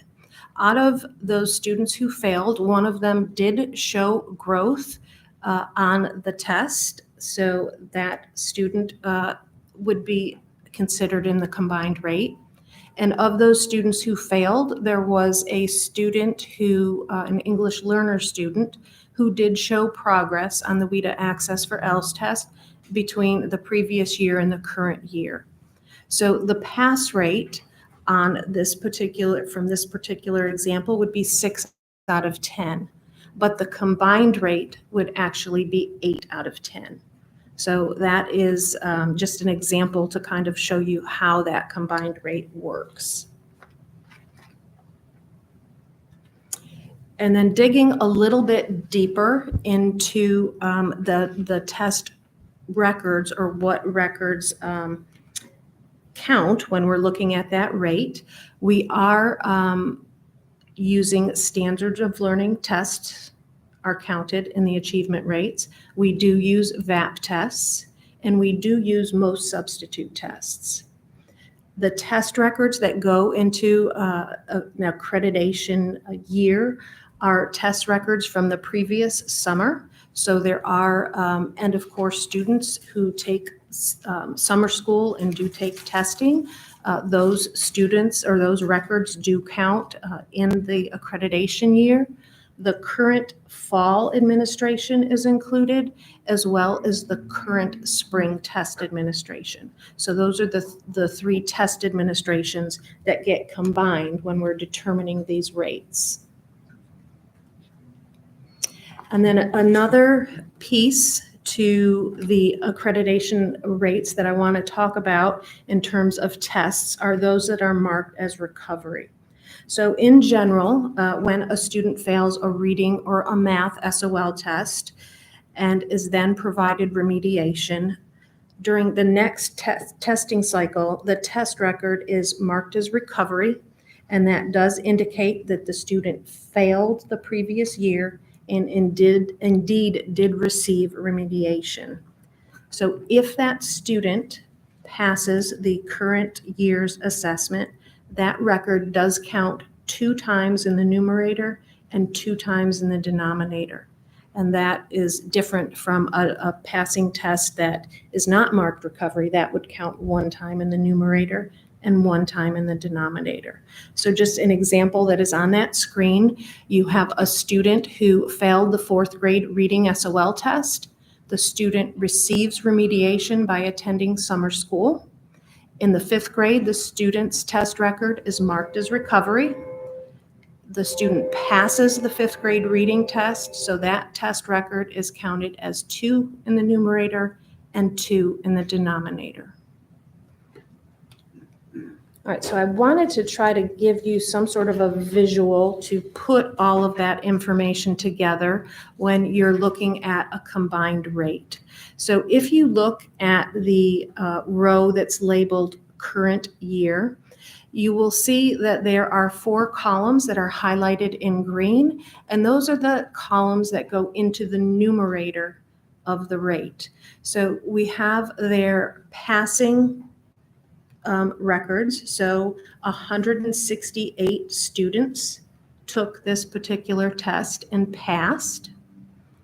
Out of those 168 students, 2 of the tests that were marked recovery were actually students who passed. So that recovery column is what tells you that.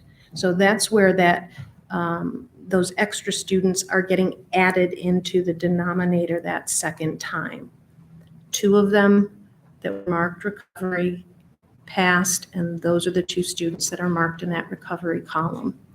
There were 7 students who actually failed the test but demonstrated growth. And then there were 13 students who failed the test, did not show growth, but did show growth on the Access for ELS test. So when I add up those numbers, I get the numerator, and then I divide it by the total tests, which is that, I guess it might be looks like a pinkish column, a reddish column.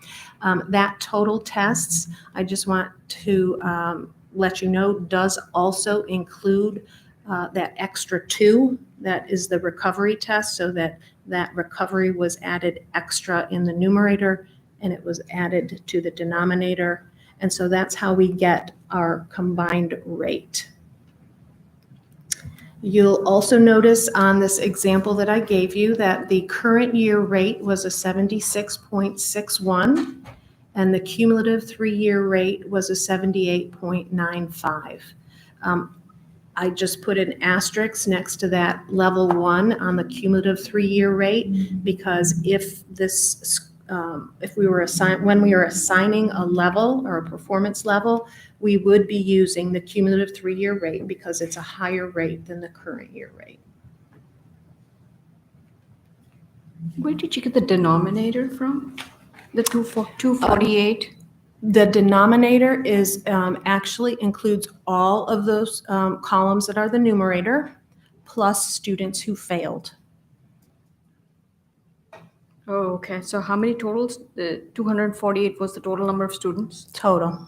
So in order to determine, well, yeah, that includes the failures. And I should say it includes the failures who did not show growth and did not make L progress, because those are included in that numerator. Does that make sense? Yes, Yeah. thank you. Okay. All right, I also want to talk a little bit about the achievement gap indicator so you can see how this gets evaluated. So in the achievement gap indicator, all of those student groups get a rate. And each of those groups therefore get a performance level. And it's the combination of those student group ratings or performance level that determines the overall rating of the indicator. So on this, on this screen, you can see I've got 3 examples for you for School A, School B, and School C. And you can see each of the student groups were assigned a level. If every student group is a level 1, obviously the overall performance level for that student group would be a level 1. The tolerance is to allow one group to be a level 2. So if, as in School A is demonstrated, they are all level 1, but there's just only one level 2 and no level 3s, then your overall rating for that indicator would be a level 1. For School B, you can see that there are 2 level 2s indicated in that column. That by itself is enough to make it a level 2. So once you have more than one level 2, your overall indicator would be a level 2. You'll also see that there is one level 3 there. If you have one level 3, you can still remain a level 2. So if everything was a level 1 and there was one level 3, overall you would be a level 2. So School B certainly is a level 2 because it has both of those criteria in it. And then School C, you'll see that there is more than one level 3. And when there is more than one level 3, the overall indicator is a level 3.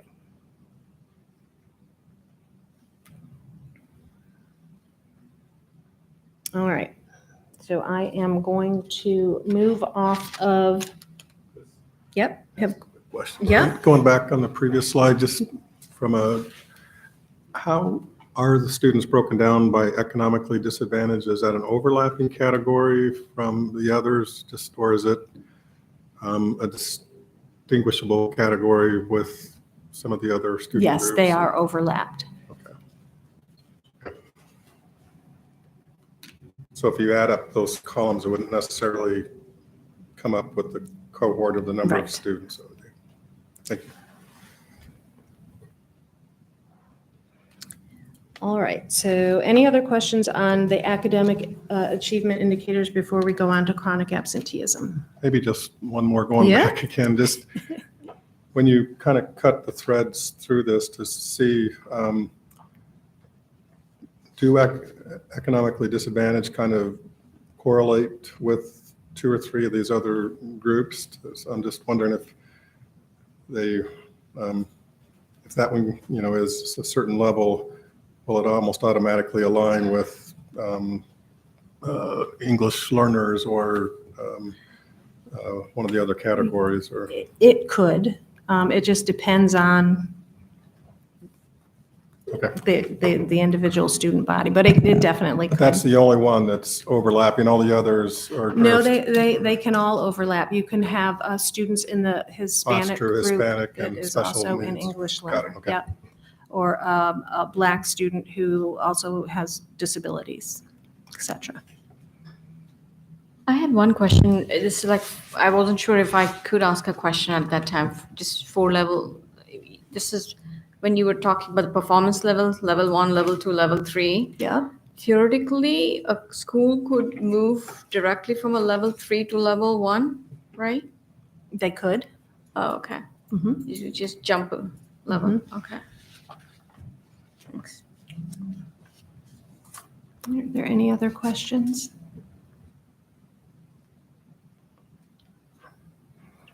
All right, then I am going to talk a little bit about chronic absenteeism. And the chronic absenteeism is an indicator that is the same for elementary, middle, and high schools. And it does represent the percent of students who are absent 10% or more of the days in which they're enrolled in school. Unexcused and excused absences are both counted in the rate. And there's a kind of a two-part process here. So the first thing is to determine a student's absenteeism rate. So you look at the individual student and you see how many days they were absent in a given school year. And that would go in the numerator for that student's absenteeism rate. And then you look at the denominator, which is the total number of days that student is in membership in a given school year. So for instance, if you had a school that was open 180 days and the school was, the student was was enrolled in the school from day one, their membership days would be 180. If you have a student who transferred into the school later in the year, their membership days would be differently. So it just depends on the students, when the student was enrolled. So you take the number of days the student was absent, divide it by the number of days that that student was in membership, and you get that student's absenteeism rate. They are counted in the chronic absenteeism rate if they were absent 10% or more of the time. So when we calculate the chronic absenteeism rate, the numerator is that number of students whose absenteeism rate was greater than or equal to 10%. And then the denominator is all students whose end of year membership is greater than or equal to 50%. So what that is saying is we're looking at all of the students that are in the school, but if a student perhaps is a transfer student and comes in at the end of the year, that student isn't included in the rate because they just haven't been in membership greater than or equal to 50% of the time. So that is how the two rates are calculated. And again, when we're looking at chronic absenteeism, and we're looking at a level 1, a school would be a level 1 if their current or cumulative 3-year rate is 15% or lower. And I know a lot of people get confused because we initially are talking about tagging somebody when they're absent 10% or more of the time. And then when we talk about the level, sometimes it does get a little bit confusing. But again, when we're looking at the chronic absenteeism rate, we're identifying those students who are chronically absent. And then when we're looking at the level, we're saying we want 15% or lower of the students in a particular school to be chronically absent, and that would make you a level 1. The range for a level 2 is if it's greater than 15%, but less than or equal to 25%. And then a level 3 is when the rate is more than 25%. So those were the benchmarks. All right, are there any questions on chronic absenteeism? All right, I'm going to go on. Now, these 3 indicators are indicators for schools that have a grade 12. It is the graduation and completion index, the dropout rate, and the college career and civic readiness index. And the GCI, it's a weighted value based on student outcomes at the end of high school. And the group that's evaluated is the on-time graduation cohort plus any carryover students. And it does say adjusted on-time graduation cohort because as students enter high school, they are assigned a cohort. Well, as this cohort travels through high school, you have students who transfer in, you have students who transfer out, you have students who are incarcerated, you may have students who are deceased. So that on-time graduation cohort is adjusted. And again, those are students who were first-time ninth graders 4 years ago. The carryover students are students who were members of a previous cohort.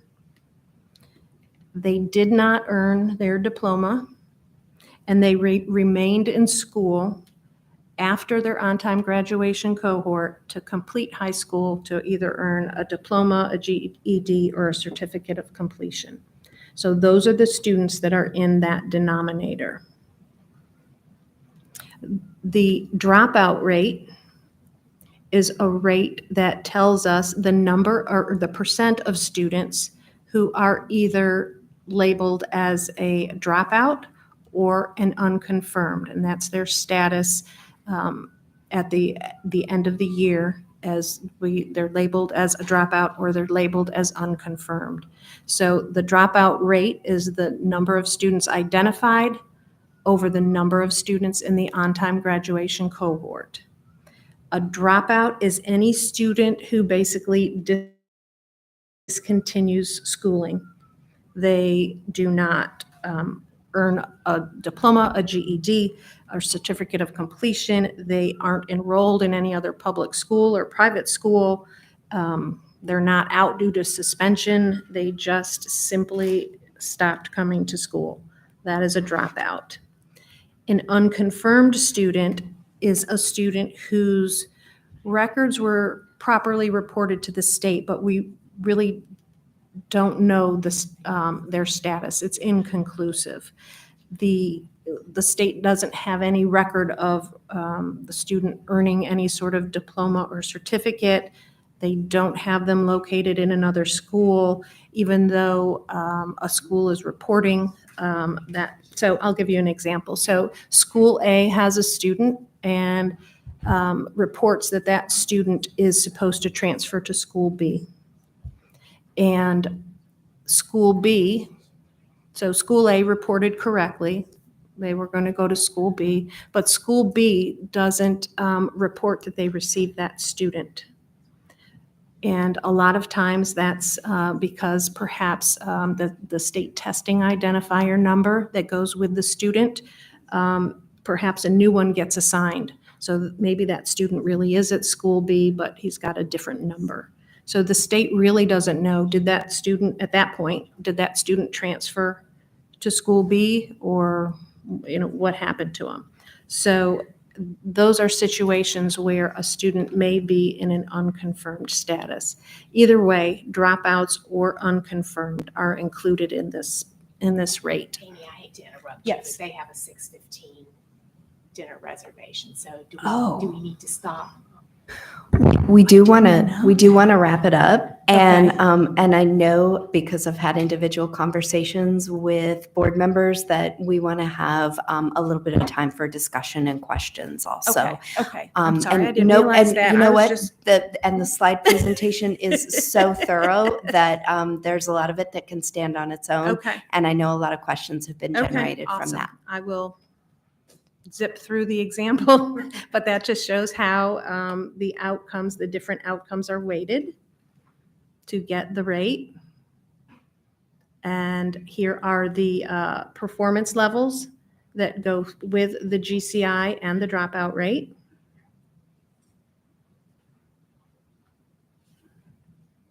And I'll just move right on to the College Career and Civic Readiness Index, which most of you are aware of since we did talk about this at a previous board meeting. And it is where there is credit given for student outcomes. The outcomes are listed on the screen. And so once a student meets one of those outcomes, they are in the numerator, and then the on-time graduation cohort is in the denominator. So meeting any of those outcomes would satisfy the criteria of a student meeting the CCCRI. And then these are the descriptions that go along with the CCCRI. And you will notice that there is just a current rate listed. And that is because, again, 23-24 is the first year that CCCRI is going to be administered or used in accreditation. All right, I'm going to go very quickly through the school quality profiles, just so you're aware of the information that is there. There is a link if you wanted to go and look at those school quality profiles, but there is a series of tabs that are across the top, and each of the tabs house different information. There is an accreditation tab and an assessment tab that I'll talk about very quickly. This accreditation tab does provide the accreditation status of a school. It shows the indicator levels for a school. And it also shows the indicator levels for the student groups, as well as the actual rates that go with those levels. And there are a series of buttons that I've got outlined in that red box that you can change the graphs if you wanted to look at a particular student group or a particular subject area. So the rates and the performance levels are available. And importantly, there's also a table that disaggregates the rate into its components. So where I showed you that slide with the different columns, those columns that were highlighted in green, there is also information on the school quality profile that shows you the percent of students that are in each category. In addition, there's information on chronic absenteeism, and there is historical information as well, and for dropout rates, and for the graduation and completion index. And again, this is it does give you historical information. I also just really briefly want to just touch on this assessment tab, and this is the information that Shelley and Sarah will be presenting, but this has the annual pass rates on it. It does not have accreditation rates. It has the annual pass rates on this particular tab. And again, there are bar graphs that you can display the pass rate information. This particular slide is not on the school quality profile, but I did want to give you just a snapshot of all of the different reports that are available for school divisions. And there are a lot of reports that gives very specific detailed information on the accreditation reports, how individual students are counted in the rates. So there are just very many reports that schools have access to that does show them just a lot of the information and a lot of details that go into calculating accreditation. This is an accreditation detail report that school divisions have access to that, again, this is just an example of how achievement gap looks when it is reported out to schools so that they can see the performance of each of the groups. And again, this just shows the detail that's in the report for some of the other indicators. That was quick. All right. So Shelley, you want to get into the board discussion? I will wait for direction from you all because I know you do need to get out of here. Yep, it looks like we already have some questions generated, and if we have a lull, let's ask some of the discussion questions that you formulated. Okay. Right. So I think the first discussion question is really around transparency. And it really has two components. I'm sorry, maybe, Before we get these yeah, I think we questions, have let's go some ahead and- questions, yeah. Sorry. It's okay. A great presentation. It's so much content, and there's so much more we could talk about the changes to the accreditation system. One thing I didn't see you do, and I'm not suggesting we do it now, but talk about what the consequences for schools are when they are not level one. You know, when you're yellow or red, what that What means in happens? terms of improvement plans required for the schools and what that means in terms of intervention and engagement with the state staff.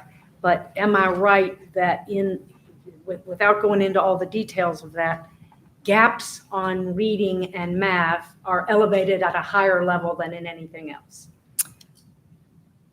In other words, if you have gaps on your reading and math scores, you're required to do more improvement plans and interventions than you are more Do you generally. want me to take that? Well, if they're a level 3, so you're saying if they're a level 3 versus a level 2, are you required to do more? Is that your question? No, are math and reading highlighted, So even schools that are level 2 in reading and math have to undergo an academic review and have a corrective action plan.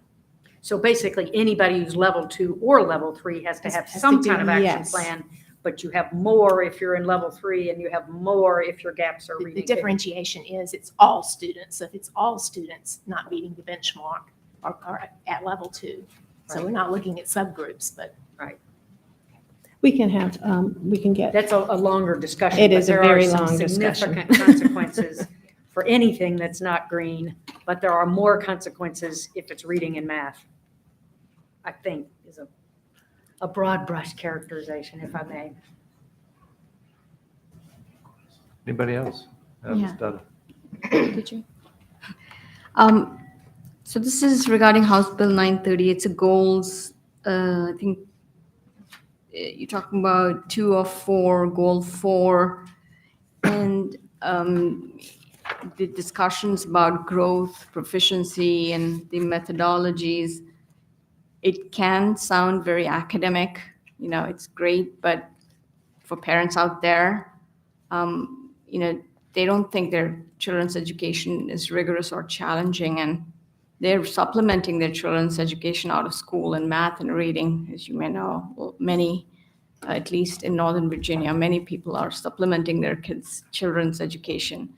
How can we bring supplementary as just like a nuts and bolts of how can we, in addition to some of the discussions, great presentation, by the way, and great slides, how can we bring the supplementary education in the school? Just some ideas to throw out there, you know, as an option, and it's just as an option, and I'm sure parents would love to take advantage of that. It's, you know, it doesn't have to be teaching resource extensive. It can be something like what places like Human do, you know, just give extra daily 15 to 20 minutes of homework or just a work, incremental, reiterative, and then it wouldn't really require teaching, but the homework can be graded at home. It just, or it could be public-private partnership. It's just something to perform, you know, increase the performance of children, performance measures for a school.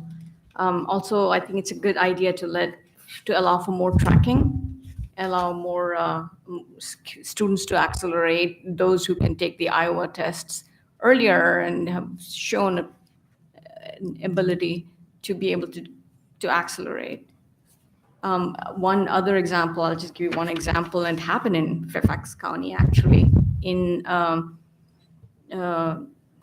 is the Justice High School, which used to be known as Stewart. When the first Virginia state standards of learning were given in the late 1990s, Stewart's or Justice's math passing rate was the lowest in the county. And then there was a math teacher, Stu Singer, and the principal Riddle, he challenged them, and what they did was, it's a great initiative, they did a Algebra 1 Part 1.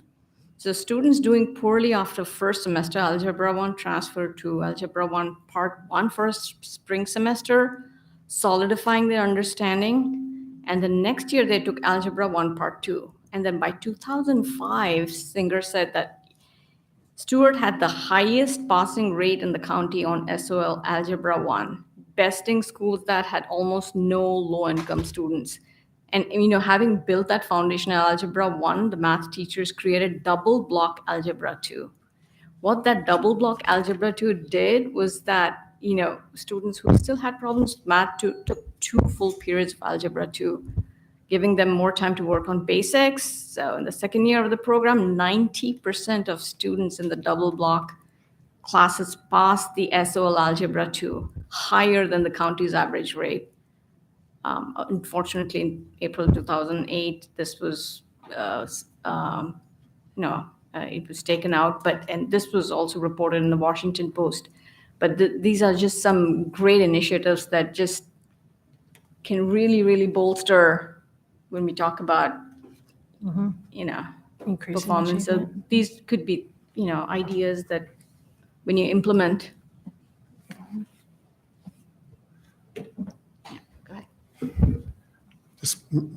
This is wonderful. I think I might maybe be as smart as a fifth grader on this now, so thank you for no promises.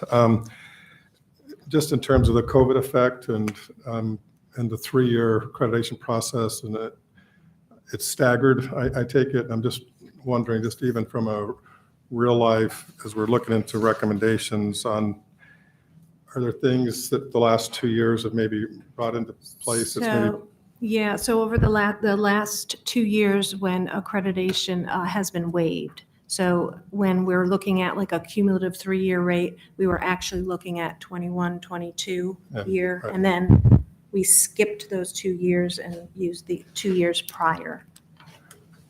But I'm just assuming, though, that within that, even though the process was waived, that when we kind of come out of the Yes. chute, there's going to be, And I think you'll see the rates when Shelley goes over them, what's transpired.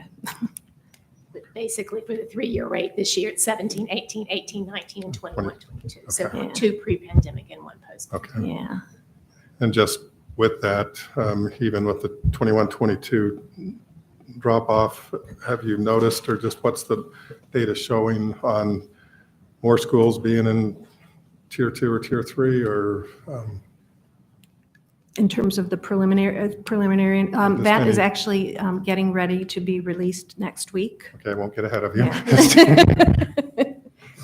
Maybe I'll take a hit for that without divulging or releasing information that I don't know yet because it's not finalized. But what I can say is that there's no accreditation system or state accountability system in the nation that was set up to withstand what we've experienced as a nation and as a state. And, so without getting too data-y, an accreditation system is really a little bit of a lagging indicator in terms of improvement.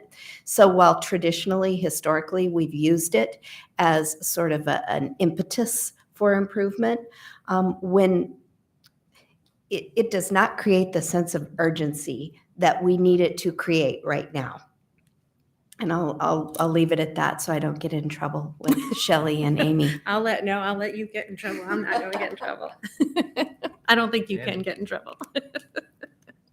Which is, sorry, this is great, by the way. This is Thank really you. helpful. Thank A you. ton of information. On this particular point, it seems like we're going to be really careful to make sure we communicate to people that these are accreditation ratings that are being based on data that in some cases, it sounds like it's going to be 4, maybe even 5 years old. And like, that's a big deal, particularly if you think about like an elementary school. So in terms of this point on urgency, because there's a lot of stuff out there and people hear about the NAEP and then they hear something else from us, and just make sure we're communicating pretty clearly. I mean, in my view, what is the gravity of the situation with what we're seeing. On this, can you talk, I have a couple of questions. One, how does this impact divisions? We're talking a lot about schools. Like, how are we thinking about accountability and accreditation for divisions themselves? So accreditation is at the school level. So a county does not get a rating. It is at the school level. Is that something we should be thinking about? I mean, Could be something we could be thinking about. There is a different process in place if a school division does have a large number of schools that are not accredited. There is a process where we can go in and do what's called a division level review. And then based on that, that whole division may be under an MOU or a memorandum of understanding with this board. So we do have a number of school divisions who have that MOU with our Office of School Quality currently. Okay, so that actually, one thing I think would be super helpful that I'm confused about, I may be the only one, and if I am, I apologize for asking you to do work just for me, but if you could give us all these memoranda of understanding, I know Petersburg has been under one for a long time. I think there's one in Richmond. There's some others. If you could give us just like, for each of them, just like how long they've been in place, what what has happened, what the changes are, I think that'd be, because I may be the only one, but I'm confused about the extent of those. I do agree with my colleagues. I think this is too complicated. I mean, like, I'm struggling through it. It's just, I don't know how, like, we have to find some way just to signal to parents, not just in terms of like red, green, yellow, but like measures that are simpler, rather than like what's behind them. I mean, it's great, rigorous work, but man, it is confusing. And I think that people have to be able to sort of intuitively, like you look at consumer reports, you can kind of pretty quickly understand the inputs for why the, car or the washing machine got the rating. I think we have the same. We've got to figure out a way that's both rigorous, and works, but also is simple. So that's more of an editorial comment. My third, like, could we also get an analysis? Because it's a three-legged stool, and we're talking. We talked about standards earlier this afternoon. Now we're talking about accreditation and accountability. And then there's this third piece, which is the tests and the cut scores. And what does it actually mean to be passing proficient or passing advanced?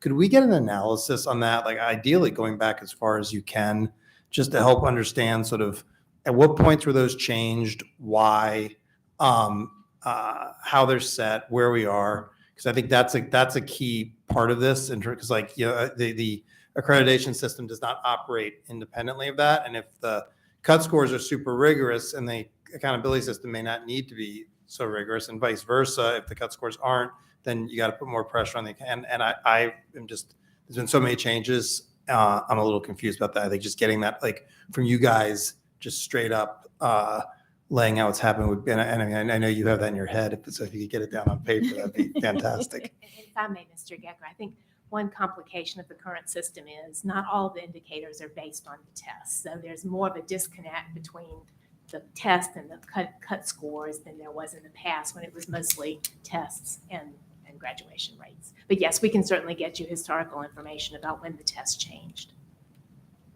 Grace? So I have a couple of comments. As we start to think about what kind of improvements and how transparent we can be in getting really everyone to be understanding, from parents to teachers to school principals to central office staff and superintendents. And so I think a lot of what I'm seeing is we are asking our schools to be proficient when we really want them to be exemplary, right? And so how do we better build an exemplary model, and do so giving schools credit for exemplary performance? For example, my question earlier about, are we not giving schools credit for pass advance rates on the SOL? That to me is a huge indicator of student outcomes. When I remember when I was in the classroom, it wasn't satisfactory for me as a teacher to simply have my students pass. I wanted my teaching and my ability to be reflected in my kids being the best that they could be, which is achieving the most that they could achieve. The other thing that I was thinking about as you were going through the presentation is that we in the classroom do a lot of our scope and sequence and our curriculum refining as schools in both vertical and horizontal alignment methods.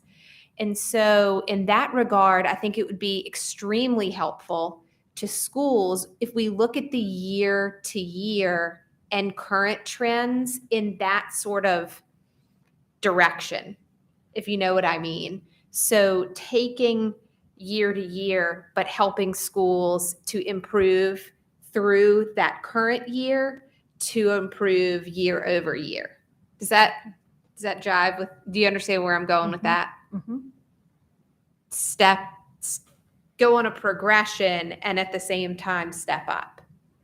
So for example, with the new through-year growth assessments for reading and math, to look at progression or growth within the year, but then also year to year. Is that what you're saying, Mrs. Creasy? Absolutely.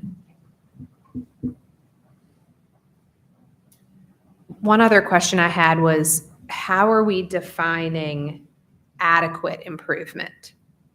So the adequate improvement is, for most of the indicators, it's a reduction in a rate. So for achievement, it's a reduction in a failure rate. For chronic absenteeism, it's the reduction of the chronic absenteeism rate by at least 10%. GCI is the only one that has a different litmus, and that is increasing the rate by 2.5%, because we want GCI to go up and not down. So it's 10% or more on everything except GCI. Dr. Siebert. First of all, thank you. And thank you for the history, because I think we are, as a profession, as a nation, as a state, on an accountability journey, on an accreditation journey. So seeing where we were and where we are is very important. I think, Superintendent Balo's points were excellent. The whole red, yellow, green was intended to be easy to understand. But it wasn't built for a pandemic. And also the 3-year triennial, that was intended for a high-performing school to be able to innovate, because they could try some stuff and they weren't going to take it on the chin because they tried something in a given year. But again, that wasn't built for a pandemic. So I think, from this journey perspective, we have to simultaneously be thinking long-term as a board. I think it's going to take a chunk of time of where we want assessment accountability to go. But we also have this near-term need of where we are, and people are really, and schools are struggling. So this long-term overhaul, and then also we got to really kind of show the sense of urgency that Superintendent Balo pointed out about where we are. Red, yellow, green is very interesting. People get traffic lights, but it doesn't aggregate well. You can't really average the colors and roll them up into an indicator. So, back to your history about the 8F, the legislator involved there, he decided that, he didn't want his own children being reduced to a 1 grade, because his children were multiple factors. And so a school full of many children shouldn't be 1 grade. But then, but how do we aggregate? So we think about the things we go to. Well, we do GPAs. Maybe other states have cracked this a little bit. Maybe CCSSO has some ideas. But I think the some sort of a clarity. The school quality profile is as rich as we ever wanted it to be. But how do we aggregate something up to a meaningful level remains a bit of a challenge. And again, I think we have a short term. How do we report out where we are right now? And so we have a sense of urgency, but also be thinking about long-term, how do we want our steps to move us toward a desired goal on this. But I think that's why it was really, really helpful to have the history, but boy, man, is our work cut out for us. I think, along those lines, Alan, you also need to be mindful of, you need to decide what the purpose is. If the purpose is to be easy for parents to pick schools, then you're going to move towards simple. If the purpose is to provide the systemic incentive for the local divisions to improve schools, you're going to have a different looking system. If the purpose is to reduce gaps in the schools, for example, when we first did the pure academic accountability system, schools would frankly routinely ignore the bottom 30% or the bottom 25%, right? Because they were never going to, except those on the bubble. Who did you have to pay attention to? The kids on the bubble, because in order, superintendents, with all due respect, want to be accredited, right? That's one of the goals. That's how they get rated performance-wise. And I've had enough conversations with enough superintendents to believe they played the rules. But the kids in the bottom 25% suffered for that. And so, I talked to Kirk Schrader, who was part of the whole. I said, an old friend of mine, when I first took over as president of the board. And Kirk said the theory was good. In practice, however, the theory was we're going to identify those places which aren't doing well, and then we're going to allocate resources to fix those places. Well, we identified those places which aren't doing well, but we really haven't done a good job allocating resources and providing the incentives to fix those places. And all we've seen happen by, the pure academic system is a further divide among our schools in terms of socioeconomic divide as parents move to school, the best school they could afford, that had the highest ratings. I mean, if we want simple ratings, all we need to do is go to greatschools.com, and I'll give you a single number that every realtor uses and frankly drives home values in every neighborhood in the Commonwealth, and frankly, probably the country, but I don't know that. I certainly know it here. So what we were looking to do, and I'm not saying we got it entirely right, but the philosophy of where we were was, there's plenty of data out there if people want to seek it. We wanted to provide people in your former position with an incentive. And I can remember being, I won't even name the jurisdiction, but it's in the Tidewater area. And the superintendent said, we can't possibly be responsible for getting kids to school, right? The absentee indicator. And they just didn't want the obligation. But frankly, when we imposed that obligation, because kids aren't going to learn if they're not in school, and frankly, 18 days, 10% is a lot of days to miss, right? And to have 10% of your school basically miss 18 days is a huge thing. How did that happen? It's because they didn't factor into the old system, right? Because they were below that 70% or 75% level. Nobody cared. Now all of a sudden they care. And, the pandemic is clearly problematic in terms of knowing whether what we did worked, right? Who knows? We're not going to know for another couple of years. But the point is, we provided the incentive for superintendents to say, I'm going to get these kids in school. And frankly, I mean, it's not a hard lift. I did the tour of Southwest Virginia. They had very innovative ways to bring kids in, very inexpensive and innovative ways. And so I guess, to Andy's point, which is one, I think the board ought to more seriously study, and I'm not going to co-opt your point, and I hope I get it close. There ought to be, because so much of what drives performance really comes from the superintendent level down, right? We rate individual schools, but there ought to be some division-wide measures we use to say, are you folks doing this well for all the students in your jurisdiction? Are you fairly allocating resources? Are, you paying attention to not just that top 70, but also the bottom 30 in a way that's meaningful and, to advance every student in the Commonwealth, not just those who happen to fall above that magic line we created 22 or whatever it was years ago. And so, I mean, the work, in my mind, what we did wrong as a board, and the old board members have heard this before, is, and I don't mean this board per se, but as a board of education, we put together a system that had a pretty good logic model to it, right? You set thresholds, and people will move to those thresholds. What we didn't do, though, is 2 years, 3 years, 4 years, 5 years into the implementation of that system, go back and say, is this doing all we want it to do? Are there things it's doing that we don't like? And what changes can we make to mitigate the downside and, maximize the upside? Because like I said, the academic model is a good model. It just hasn't really worked to do. The same people who were in trouble 22 years ago are basically in trouble today, right? I mean, it's no secret. It's, poor divisions, or divisions who have, higher percentages of lower socioeconomic students. That's where it is. And we can talk about accreditation, from now until all of our terms are over, not just mine. But until, you sort of decide as a threshold matter, is it parent information I want to give out? Do I want to improve performance of the upper students? Because, I mean, frankly, raising academic bars clearly improves performance of the upper students. Or do I want to reduce gaps? That is, do I want to, move the lower performers up to a level that's acceptable? I'm not going to decide that policy. The board ought to decide that policy. But, in terms of thinking about how we go about this, there is no quick fix to where we are, right? There just isn't. And frankly, you can take all the conversations and you can put you can see where different people's priorities are. None of them are wrong, right? But sooner or later, the board has got to meld into a system that says, these are the real priorities, and this is what we're looking to accomplish, and these are the levers we can push to accomplish it. We can't get into a classroom. We can't tell a teacher what to teach. We can, however, skew the incentives to provide better building leadership, right? We can, there's a lot we can operate on at the division level.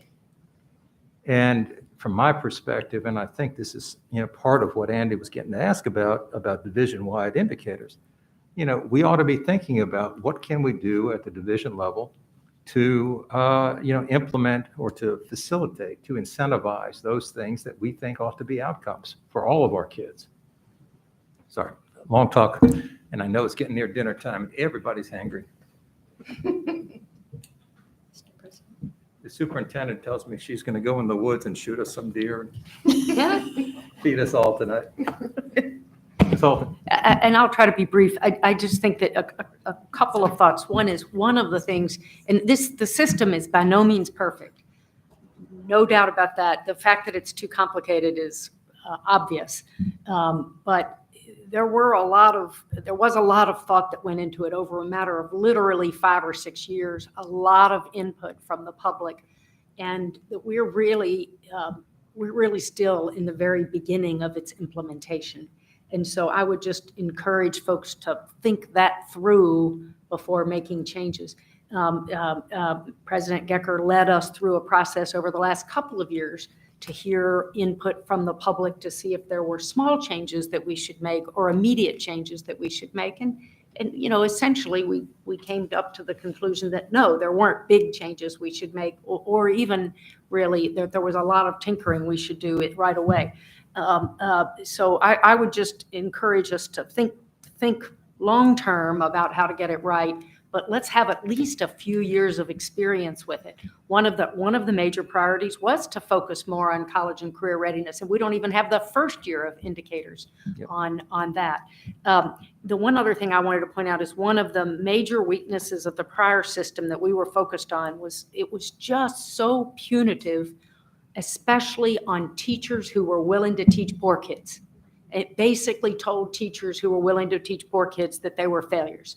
And it had the not unsurprising consequence of forcing any teacher who could possibly to get the heck out of Dodge. Teacher exits from high poverty schools were through the roof. And they would tell you left and right, it was because, you would go in to visit these schools. Well, I know we're accreditation denied, but we're trying, and et cetera, et cetera. And it was not a system that focused on continuous quality improvement.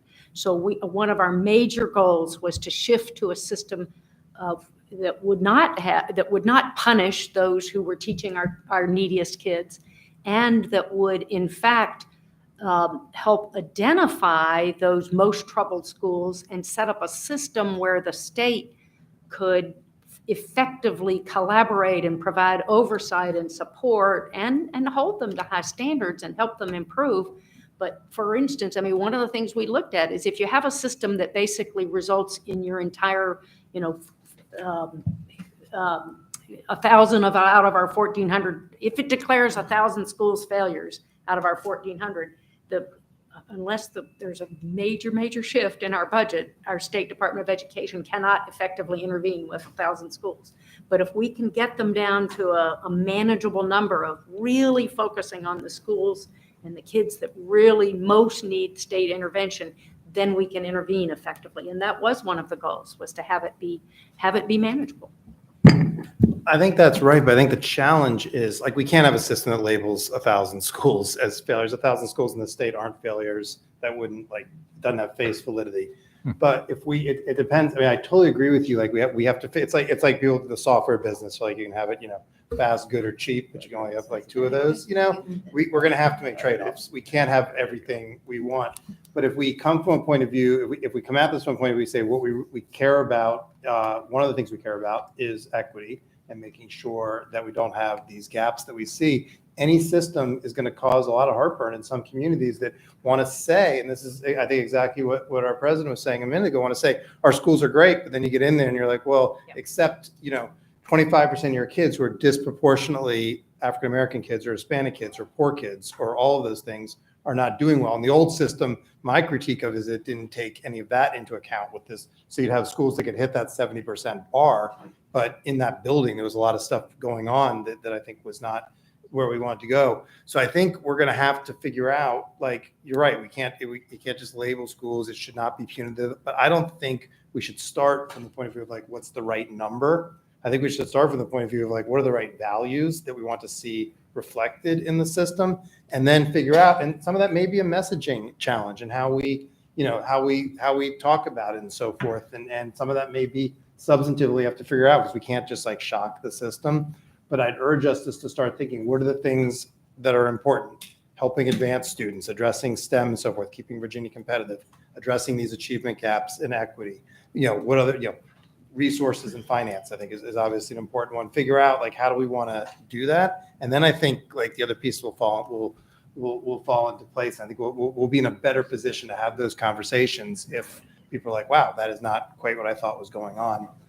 We'll be better set up for starting from a place of values. To what you just mentioned, I just have one final point, and it's the National Center for Education Statistics publishes data for, this is just one of the things that occurred to me, minimum number of instructional days and hours in the school years, and the minimum number of hours per school day per state. So if you look at the 2020 data, Virginia ranks near 10th from the bottom in terms of instructional hours.